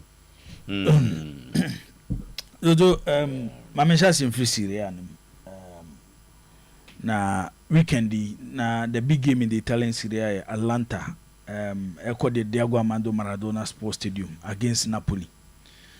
Obekai Saturday yedin kumonam kache say. So it doesn't look like Napoli beat me a standing Atlanta team. And the reason was simple. Two different coaches are passing through a lot of process and do stage or more way. One is so dominant when it comes to winning league trophies. Antonio Conte. The strength power assassin so quiet fast with the G League. Into a J3 Juventus. Or J1 Chelsea and or J1 Inter Milan. Nti oye coacha ade ba ko ba wo club especially say a top club obetimi a guarantee wo e winning a league trophy. Then Ozay asna fo hia Conte o de me say omo mu pe league age nkof o say open league age dia ene ya TSA bia woni abre na open league age a pick Antonio Conte because the training methods no so too favorite teams are omo concentration call league trophies nko a anka coach a watimi age 5 league trophies over the top leagues in Europe there at least and some call one major European trophy anka Mr. Tuisiwo until they pick the current coaches or more asasi so watimi winning 5 league trophies or more and they are impact when it comes to European night football, but that is not Antonio Conte. The highest I work when the first season at Inter Milan or didn't aboard the final of the Europa Cup as Sevilla show me in the final. That is the highest I work. Juventus dominated Serie A. I started from Champions League 0. Oba Chelsea Champions League 0. Make 0 because yes Bia wa mobile. But anytime Bia within the team bejina Champions League for so Mr. 2. Ye hu Conte. Se Conte na ye hu no league no. Inter Milan, the same thing. Eti Ufa Gasparini on the other side. A choir of us na Juma. Anyhow, I built this Atlanta team for like 8 years. A story I'm to do. I see nya da Jenny Kum na Uran Yabona Basso. Where a clubber almost like someone said then this through baby. It's almost finding a way to generate money to run the football club. Even within this process, top clubs in Italy have struggled to even maintain one owner. So far to say Inter Milan. In the last 8 years, Inter changed 2 owners. In that same 8 years, AC Milan changed 3 owners. Roma changed 2. Juventus don't change because of the tradition of the club. It's difficult for Juventus to say ebedu point de bon so much change owner. Fiorentina change owner. Lazio change owner. Eti top clubs do now Italy change owners, but Atlanta story ni different. So be kind of transition, so be kind of revolution. Bisoto said we see about the Atlanta team no. If you say Edimbo any asida anyhow I see a faso na ye Rezi Gasparini, Jean-Pierre Gasparini no yenka. Look at how the Atlanta did the Europa League last season against Bayer Leverkusen. Teams are show man san oko final. Oshe Sporting Lisbon.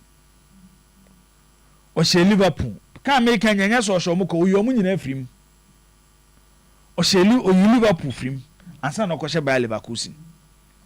Time a obo final game no. Na the front line no. Ademola Lookman, Jean-Lucas Kamanka, and Charles de Ketelari. This was his front line. Atlanta at a point, now more Papu Gomez, Elisic.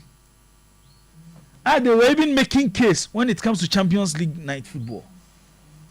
A drew stage B, Omo Papu free team minimum. Elisic, Enya, Awaremun Sensem, Onuso. A do time in so mujana kwaiman echo. Even last season, Mizoto, the front line, Skamanka no leading attack. No. Time as Skamanka prayer, no one of material tegi from Genoa. And no maintain Charles de Ketelari. She call fast for Ademola Lookman. And then a better team no. And no as I show money Napoli game now, Mizoto. It tells you say, for over a period of 8 years. How what transitive team every single season be a players in frame. The Obo right wing back, David Zapacosta, or a product of the Atlanta youth team. Kwa anyi na Atlanta sako joma die. Matteo Ruggeri, a product of their youth team. Look at how our building a back trainer. Said Kolasinac at a point na club be pen we Benley. How are all performing as one of the best left-sided centre backs in three-back system no? So to F na ni so. BBC ekoswa eso boku chabaso. Yeah. That's good. And as social team na that Swedish international here. How handle Lukaku? When a player at the age of 21, Mizoto no a striker, came to Verona just last season. Na Atlanta fano. Ederson no bo Muses no. Omo from Salernitana. Omoko relegation no koton from Salernitana.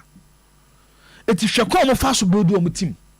Eno kwan omo faso e upgrade players eton omo. The Atlanta youth system ene ton Hoyland ma Manchester United. Dejan Kolosevski efri ho. Frankesi efri ho. It was omo for players from lower side no. At the same time the academy is promoting players from the academy. Manchester United boy yeah I Amatari. Unza or Atlanta Academy product. Manchester. No, Atlanta or Manchester Academy product. Boman turn as a senior player. Omo turn as a senior player. Man. Now you to academy player over 30 million pounds. Uberias what is your to academy player 30 million pounds? Over 30 million pounds. I don't know. Because of Manchester Academy. Debbie. Or Atlanta. Okay. And a Manchester started some the new Cologne kakra no akobo ho at least said they will be develop you no back to Manchester United. It's the air can in No, United didn't buy him as a first team player. So now some Bono U21 Modini Cologne motor na Modini Cologne. If you turn for an academy say can never go to an academy. What to know Cologne to play first team football.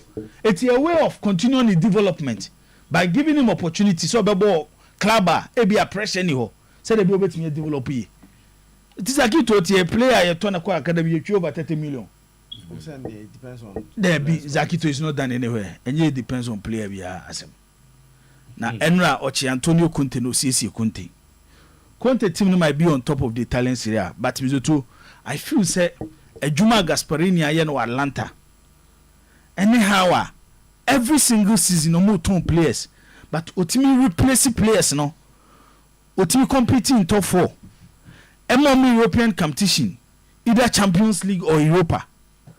This is if there is a club I would deserve a position now Conte da and I say if there is a club I think say based on how Omunyo Marco omu deserve to win the Italian Serie A I think say Gasparini Atlanta ebe ha me pa say Gasparini de ne carry beba na wie na mizo when win an Italian Serie A he deserve it and then Ademola Lookman etc the Diego Armando Maradona Sports Stadium eye nyoma kama ewo Mamiwa ayi La Liga na kaka na me siase e kan sim bi wa kire ho emza asasi zumizo to tia na oya de nipa bibire ni de kire you need a good PR around you so the be amanfo betimi a project o na osusu ye kan yetimi abodi ni bi aka ho abrante na efene se dan e omu no ada na ye kan players o moti asasi so omu ni bobo ayi mu ni din kan ho so to di entia but say you have to do it at the top level before. No, and Kofobi would deem they are not close to him. I think it's something we should all look at. I didn't hear. So is that sanity? Even in the Premier League, they are very good players. You don't even mention. They're playing at the lower side. That's what Barcelona. Safi na unso baba safi nidi ko soro. No, but yeah, the last is the World Cup tournament men are Spain go ya. Send the summer ya. Or balls. When you say your European Championship, was it the 2020 near born with England? The performance was even better than the last European Championship. There was a tournament that Spain didn't collapse. Is it that under Coach PSG? Yeah, Luis Enrique. Or didn't collapse Spain for introduce a lot of young people. He was one of them. Yes. Okay. He into a lot of young players. Ball, come on. He was one of them. Sometimes our personality and our lifestyle, how I will live within society. Also, go on penahwasem. It's nipa kran kan hwasem. Ade an wunim ye bamzoto. Ombeso be nipa dom anaso be push ho amanipa hu. The difference between Danny Omoyi and the players ayebo mas omoye bo mo bizoto e PR.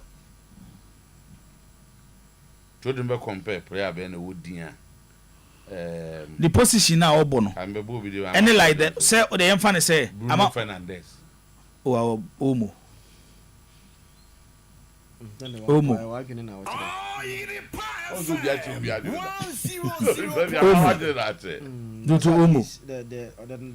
Fernandes. Ono na mizoto. Ono na ye the orchestra of the Barcelona system. So what did I say? Ono na ye the orchestra of the Barcelona system. I'm not in Leipzig now. So ono say Ofila Masia at young age 16. And I will call Croatia. So what did I say? And to feel Croatia, yes, Bobo. Even the decision of the Fila Masia. I call Dynamo Zagreb. Obian Tiasie. But one thing is he's from a football family. He was never a former player. And I will near within a chief was also a player. It's when they are taking a decision, mostly no more the boy's development. Baby Akovefa, Dynamo Zagreb, then to Leipzig back to Barcelona. So to the Mechanasiu. It's me the end say. I think say Zoto a PR no ni. Okay, all based. So for Barcelona team now. For Barcelona team. And I know about Leipzig. Yes, but same Zoto move to Barcelona. Even at Barcelona, he will not be the face of Barcelona. No, c'est la merde. Because and la mi yaman na busuan fo na hu say omo ye PR adwuma ne sa nyoma ne ya ebetimi aboa. Enya che na Real Madrid for come Ballon d'Or ya for mu hu criteria no so say ko mu hu ya ko project kabaya. Ana Jude Bellingham. Obi wo han the ball mi so to say PR kwa. Ni a sheda ne ni kuntan. E dia na wo penny na matena won fa ma. Even with 6 games, just 6 games in the La Liga. So to watch 5 goals. more than any attacking midfielder or La Liga any my friends or a top class attacking midfielder. Na eno apɛ ni kɔhwɛ the Catalonian derby. Na kɔhwɛ Dani Olmo. This is a traditional number 10. Our direction of play. Okay. Our name when to pass, when to hold on, and even when to score.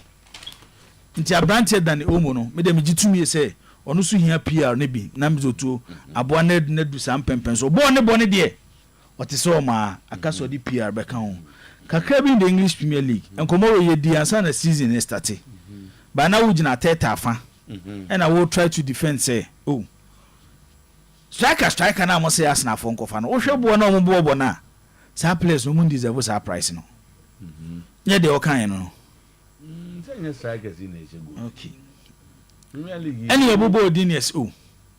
Obi ti say Victor Osimhen, o si da bi Osimhen nuru ho. Ye ne so obi ti say o she. Eh. O nya 4 goals as no. Na match say no abo. Osimhen. Sometimes on some to aya na nye goals no de be ma okra no. Even the presence in the 18-year box of the opponent. A create opportunities for other players around him. When go for striker, omo enya kono se kotobi o. Strikers no.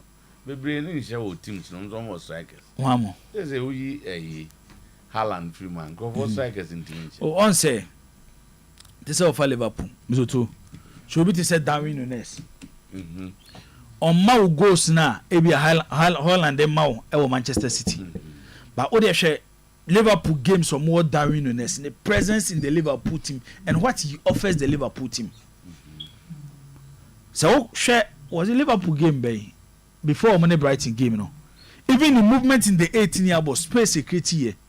So share Arsenal and Newcastle game now. Then Arsenal here a player be Mr. Tombe feeling the presence in the 18-year box to disturb the Newcastle defenders. And in the shape of how an Newcastle team normal building. Now Arsenal ni sadie no.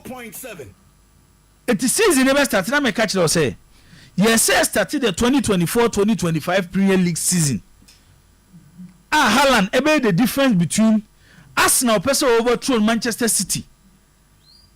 Any city or person to aso eji Premier League title. Whatever. Haaland. But so the lead Premier League okay no. On your guru every game. But at the end of the day, Mr. The contribution to Manchester City team no. Compared to other players what's on there? It's about 5 games on my boy. But watch how many goals this season. Say yeah there period we will be off. No period we will be off. But over season so far but how many matches? Like Premier League. No, man, nobody is talking about the but with the best I can say, like 9 games in the Premier League. Yes, I watch 11 goals. More than any other player in the Premier League. It's when you have such a player. Say they do period doing goals. But what we are trying to say is so we play bisa no jina wani mu wa. Who need that so? Anya na ebe ye china. But to kwasna untimi for ni nkoto Kai Havertz so as your lead man. Say anya na ebe ye china. Untimi kasa asem na bi fa Havertz. That is where the problem is. It comes out to my argument. And your striker, you are talking about the best striker in the world today, on 9 position. Your man said Lewandowski, that's the level. And who never you? Just offer hand to us and when you be and back to a year Saman a king. Dani Olmo Saman a king. Club and a good PR. Joe Carresi or Boss Sport in Lisbon. Or Boss Sport in Lisbon. In like 43 games, watch 42 goals for Sporting Lisbon. Okay. Just imagine, say, this player LED has an attack. Scoring even half of goals I watch in the Portuguese league for Sporting Lisbon. Yam fanen to Haaland level no. Eti ade na fe de funu na bi obi ehunu kure no. And the Arsenal supporters nyina agye atum. Say the biggest mistake. Me mean to say it's as a result of that. Because decisions. Decisions because we've done well without strikers. No, we've scored goals without strikers. Stages. Tio. My friend say this Arsenal project I take it like 5 years. First year Arsenal the 4th. Second year Omo the 3rd. It be a 3rd year Arsenal be the second. 4th year, Arsenal the second. Arsenal person move to the last stage of winning the Premier League. Team no money competing no. It will be Arsenal any. And it shows a big difference recent years in the Premier League. And only me no nyina be ya adwene say mzoto Arsenal team I have this season no. Because one mentality mindset where Arsenal want to reach because when they both season we Arsenal this second Arsenal ain't satisfied with second beam. On be so overturning City edge Premier League title no. It's by overturning City no. Say no matter so because one area like having a midfielder a bit more physical presence. Ateta was smart. Okofa Mikel Merino from Real Sociedad. Then Mizoto to solve Arsenal problems when it comes to size and when Arsenal bebo physically they are strong in the midfield. The next step is to get a proper centre forward. A side that also competing for the Premier League title, especially against Liverpool and Manchester City because Liverpool there. So Omon build a centre forward Krana. Omon player for the last 5 years season we have more than 20 goals in Mo Salah. It's already established you have started Premier League now. Mo Salah will give you more than 20 goals. Right. Arsenal wine, Bukayo Saka, Martinelli. They say me who say Arsenal for need Martinelli atem. Ba munya botre. Say Manchester for who Garnacho, amos mo who Garnacho. Mo who Martinelli. Say Manchester for who Garnacho, amos mo who Martinelli. Manchester and Chelsea the any them too.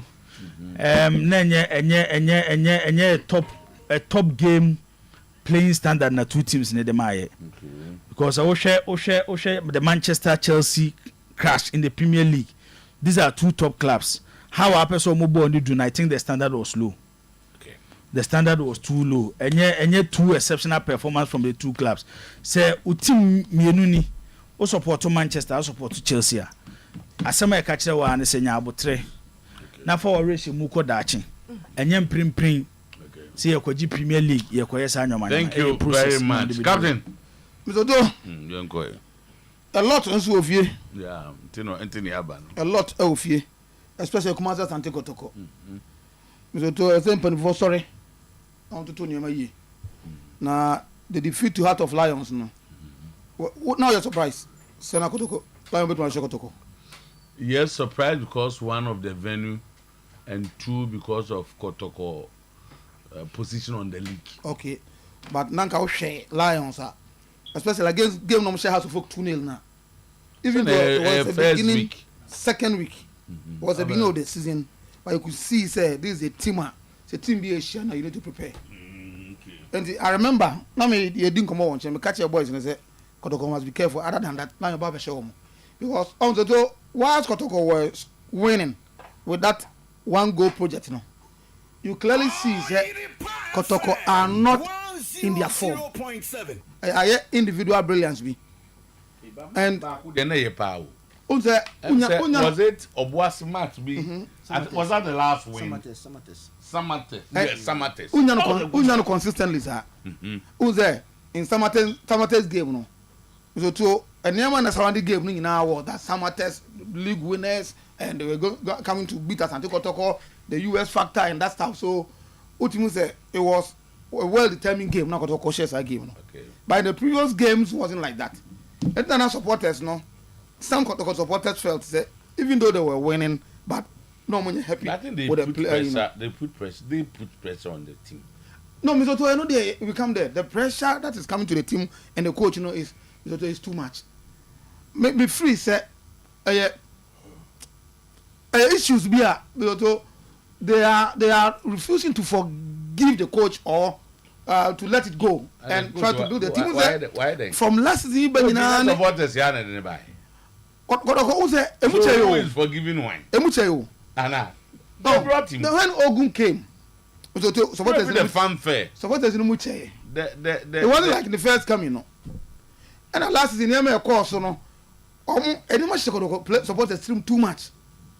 And that is what is happening. Until and they could lose one game. Now supporters they were up in arms. They want to crash the coach and they coach young new coach, you know, on resign, young Costa de Mubium, and that's so on and so forth. No, I believe we say yeah, transfer have footballing reasons.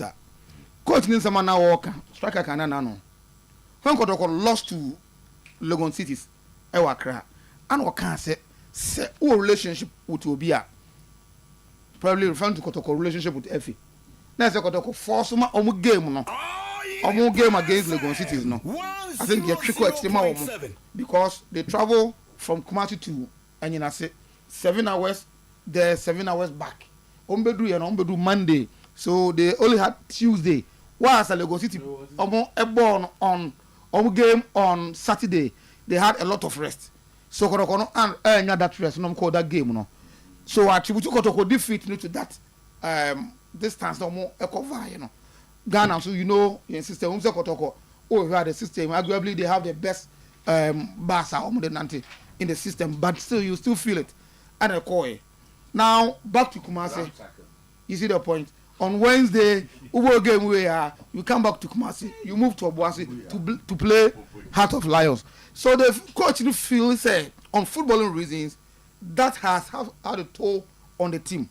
So in the game, who the team say tired. They don't have to panic and fatigue.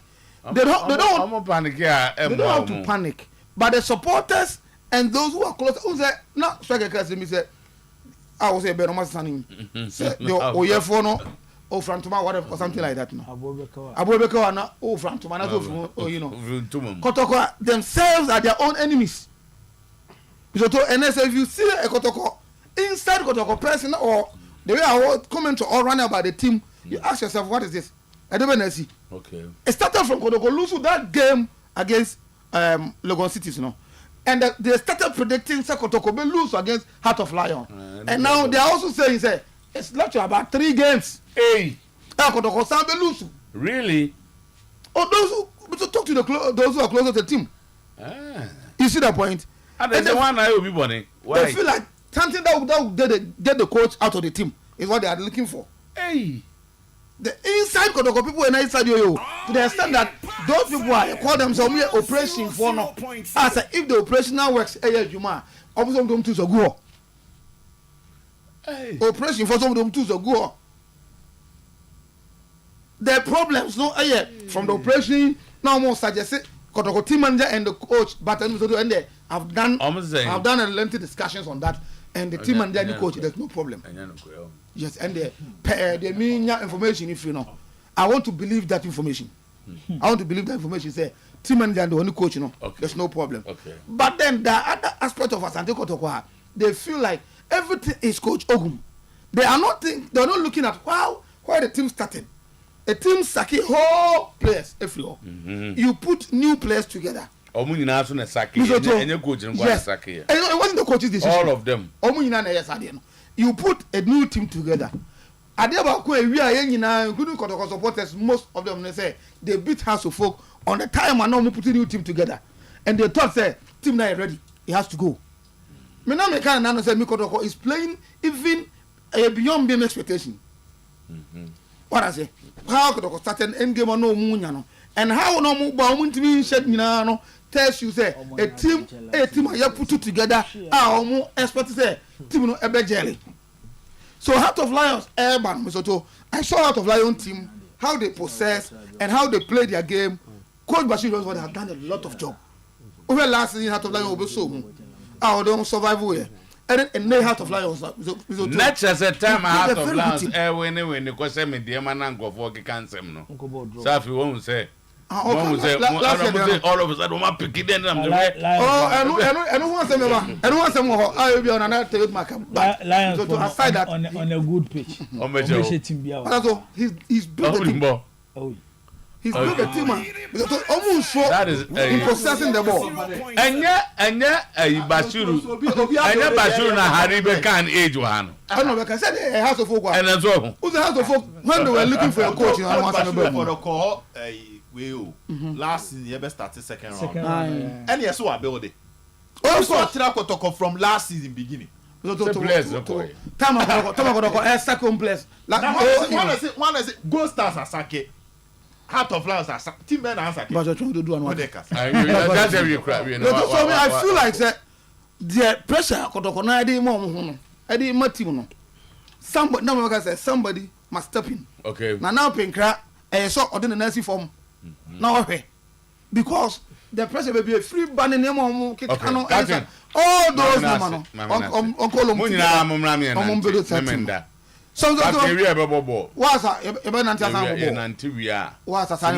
ball? No, your mamma nanticas. Good. What's a my main salute to coach. Mammy, about the time. Remember that's all by. No, the name oh, much of enemy, but we are no about. Who's the mechanic? Oben Bonabetis why are there? Why are there? And yeah, Nanti. Time is Econo. Yeah, Nanti on the 9th of November from a Doom Central Police. Haya. Na Yanamua. Okay, so Doom ne Roma Hill, Honey, and Diacopia Laba, Tiafum. Okay. Abesna Kofa Band to Marco Pia report dancing. So Friday quite holiday. Nature said, Mimi, that's not making. Friday, not also Friday, no rest. You are not working. Open deal. Farmers Day. Bramia Nante, we group and I be able to my friend 0545 609877. Nina is about election and peace. Your friend peace, work and game, security for police for bar, immigration for bar, prison, fire. Omunina and sorry, a PCA. Proudly sponsored by Midima for a bar clinic, Achuma. Agogo and Accra so Opokwase Maira number 0244774282. Yedi kind candy for Edim Komo and one say Mwambusa number 0241 449191 kanji number no 0241 449191 Nebibia and Kosumau.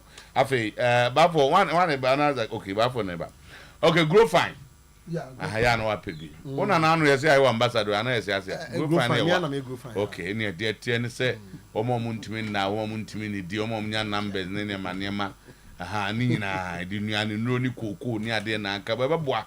Ama, we are nimic, a better on our face. So, baby, the guitar heba, Omo and a dick grow fine. But number 0244 596532.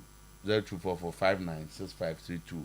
Na fe yenko so anka njo so be kwa abrochire express group express group study and work abroad ning na ye omo a onu abrochire kwan abrochire nkomo ombebo no ho kwan se ne ne ma to kodu first day cross day na you go kwa abrochire odu adabidabi odu hope odu what divers akra du na wo wuram no akoke kan se mi na fe asade naba no adwene 055 555 0067 055 555 0067 ne ko Apostle Francis Amwakwanta 14th November and over Prempa Assembly Hall Kumasi. Come and experience the moment of powerful prayer, healing, deliverance and testimonies. Apostle was on my apostle Amwakwanta. Was it Omchedam Kumasi Oba Kumasi Ache to Oba no obey consultation at 12 o'clock 3:14 na fe I saw in name Wabaso 5 p.m. 0243 596-522 0243-596-522 0242-980-892 0242-980-892 na yeko ave bintim we are na mabo Amen Scientific Hospital come video na ba ala shafi now see abedu self then you did them ba for etiu ta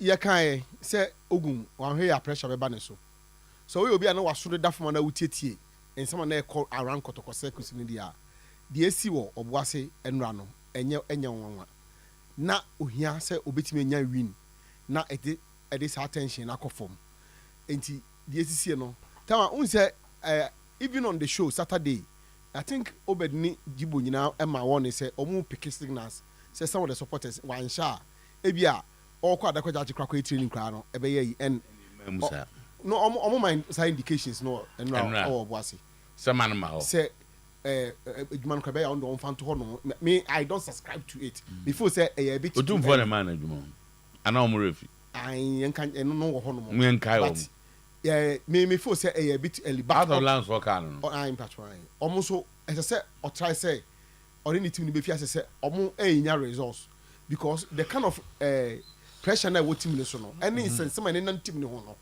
say results are ma enoma we mu ana wo betie enti wono ankasa no say we set up no munya result but na o ma bo no recent times no ya anya de na hunka wo ene saa ya baako no was struggle oh send ya ka ho asem a ya she baako na say enu an wo dey defend na pressure na miami nu Zakito be say agya waju no saa ball no ko so da ball ni ya dia be nti omo hwe no ho asem na omo kanya saa e bia more than this ene beba eno omo matches e do manim no ye difficult ones okobechem the next destination no nti ni nyina ya dey so hwe tama enye me nwanwa say ye titi say some people from the office of the special prosecution na tama nyasa ne ka no prosecutor any even yoko no mo enum nyina no ebia in the days ahead the day edimu no ebia omo qualify as omo describe Ghana football as a crime scene and as because in seven na de bia no pie ediba no it gives you something to worry tama asema ne ye ka no yakọ World Cup yesi management committee members ya mamo yate $700,000 ye charm will be $100,000 then akoba say out of this $700,000 no emu $300,000 ekopie ministry ho tama the office of the special prosecutor must be interested in this who benefited from this money last week any information say Ghana Football Association the budget akoto ministry ho ama minister no akọ finance minister ho akọ ka chen say FF4 no say o betima qualify nti ye mfa say skare ma ho now this hard no ya approve ya tama me mo die na me information my dream say approve because of me can say Niger and Sudan match won Togo that was part of it but that match we played in Togo okay you see so my dream say is approved but approved and released. The we are now approved the answer one. Next is cannot call the answer say so don't be so you see why that money will even be approved. And I will not be surprised say $300,000 eco ministry why and the South Africa will so or more approve we ministry ni benya bi. The be send a World Cup. That be tama. Or more approve bi omunya bi. On come approve.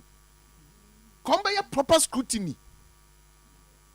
Because you have a form catch on some qualify. You don't look at born say city say and pam some better qualify. Won't share even the cost aspect no. Or one can say the sky in Ebeko and I said Ethiopia Nebeko, ye way that we are convincing the Nigerians to bring their match to Togo and Pana I see. That should tell you say among for expertise be womb.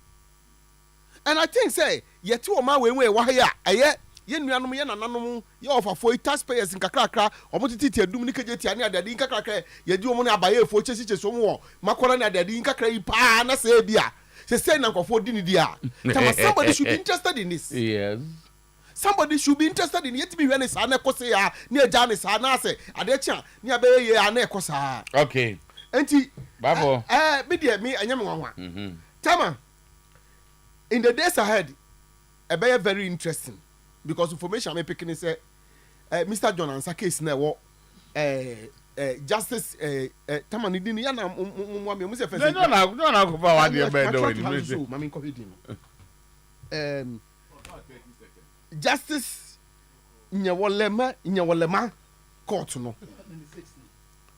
what case no 1996 Matthias game we starting on 1996 Matthias game ana more practices now ukaze ubokro no yakata zo obi mo kro no mbacho so oh asemo court ye menka so abo menka so obi okay say site say people bokro no go zo be black Matthias game nti e Ghana match Matthias come on yeah, 2-0 that game make I okay that time no you take it no Coach Ogum after the game say eno akotoko players no mabre na akwantu no mutuko enyina sebesen konkran no edebesen ko esamba back to Kumase no ni nyina ama boys na bre and you see these are comments how your coach now make here it makes my be feel extremely disappointed in you. Can they get tired? Of course tiredness in there but then it leading to the tiredness Then I did this outstanding match, Beshel. It's the US trip. Now they don't know a US trip. Go to one organize US trip. Just on that deal. Then I had to Krumha. And a US trip about down. Because not just 7 players. And on beating their court trip. As the head coach, knowing said definitely it is not good for your team and you have a perfect way to dodge this game. You now where the kind of you now where the kind edge players now can work. So you are aware say sa to now 7 players can now what they call now what excuse so because there be young yet tana kroma boy a game against Lagos City. You are aware say it was definitely going to create a Sunday, Wednesday, Sunday situation for Asante Kotoko. You are aware. So you cannot come back and tell some of us say Breabem Brebiambemu. And so to away from that is a Mreninti. Second thing, yes, Kotoko build a new team. We all admit that Kotoko build a new team. Kotoko team started game when you have 7 new players. But after match day 8, we should see improvement in the play of the team, not team in the modern ball form. So if Kotoko started, no Bob first 5 matches. Now say onya 1 goal. Now or corner near match day 7, match day 8. We cannot be seeing the 1 goal. We should rather be seeing improvement. Say a Peja not coming down, and that is the second thing. A braining team to me come 3rd thing. On one kasa as a coach, he was aware say on one of the catchers so they bear 24 players or so about league. Knowing the fixtures ahead, knowing the league, and you're fair coach league, no league nada. All factors considered, a man for the coach. You can register more. He still decided say 24 now. So at the end of the day, you cannot come back and give anybody any excuses. If you are not having that options now open to keep the squad fresh throughout matches, because we now supervise the transfer recruitment. Now you say team in ready so be akawan on febi nkan. The exit of players one will go here. So when the resource is not coming, you are the first person we need to ask you say why is the results going bad in the last 3 games? Mr. Otuo-Acheampong 1 point out of possible 9. This is terrible. And under no circumstance, any bet me about coach Abaso if you supervise this kind of performance. Okay, you're about to ask 4 o'clock on highway. Zach, Mami, yes. Just wait and put the name, but I think that probably na Kotoko for na. You see, Kromasi, Nipan Penacracan. Then is your Kromasi. Oh dear, coach, why day? You ever come ask him? US, you come ask me, I can be asking. Fine, team is back. Na omona kotokofona o ma jejim se me de se omo na ayo se ampa de omo ya na ebamu se team ne be lose am yapam ogum what would they get what would they benefit if the team loses a match come and say you see nkofo bi eye bibi na enya ya nka na kranche omo you see sados o ma omo ya ne kotokofo ne supporters ne leaders no they go back no ma ko hye nkula bi echi Munko transfer for coach no munko de dinko for team no lose near Pamobi and you come back and say no blaming Obi yet go by na omo say any team ye ne kotoko no ye ne dokotoko who kotoko say why who address you the some of kotoko support leadership ye ne mo nko say so mo say coach no me can coach o ya address on yade but mo say mo coach on mayinedi power line. On my unity. And they do your maybe to frustrate and no me you quote nedi. Okay. Enti sang of ono. You know more Kruma so the time into the yeah, that's Isaac. Monom the gym. All right, so get you. Now a match needs to say a Go Stars ni 0-0. My dreams red card. Better 10 for something minutes. Welcome to Ghana Premier League. Nada records all time at the back. And I'm more bossy. Na mahekotoko ne Nsuatreman. Ezo to mahekotoko ne Accra Lions. And I'm kotoko ne Heart of Lions.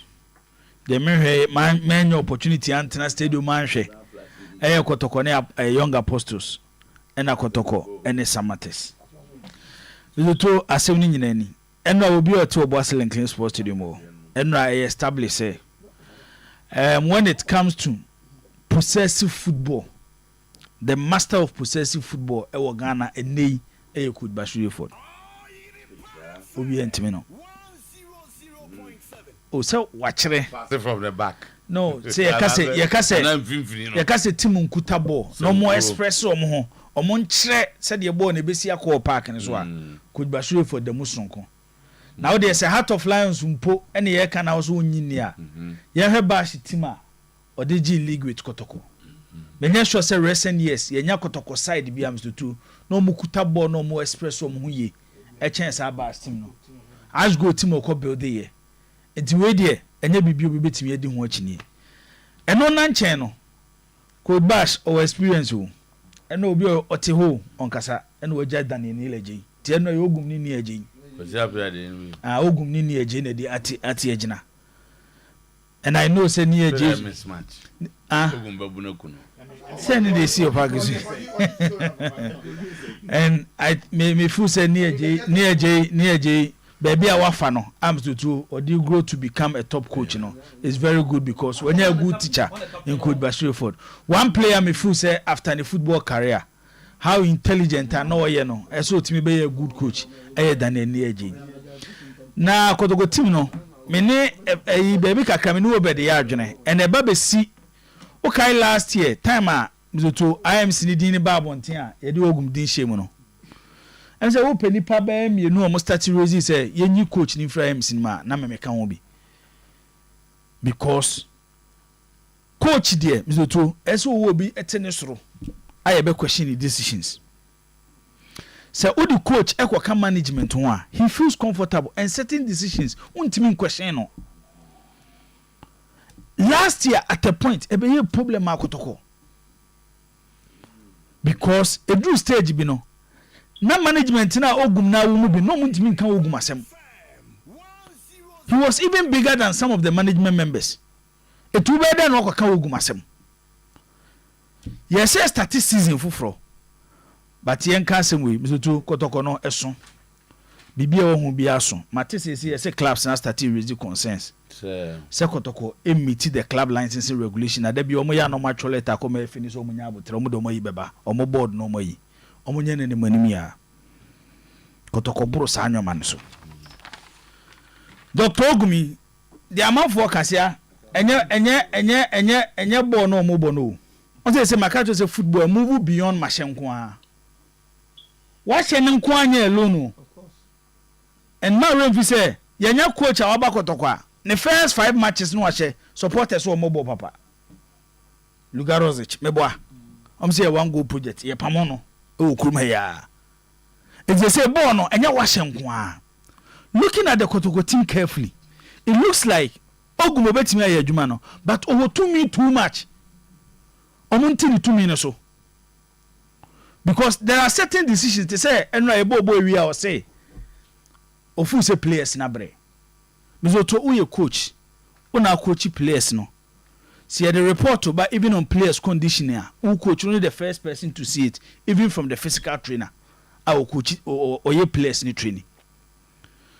And they are yet matches be no complaining. Because Kotoko boy nyina ase. Enom ko bo won kan. Ene no mbebo wo boase. Yet here ye ka say me pe one single person from Kotoko management on match the Kotoko mfaso omunya wo US trip nim. That is what Ogum is complaining. Say command ko US na. Akasa match no mi Legon Cities boy no. Zoto komu mfa nyina se nko Legon Cities. Okay.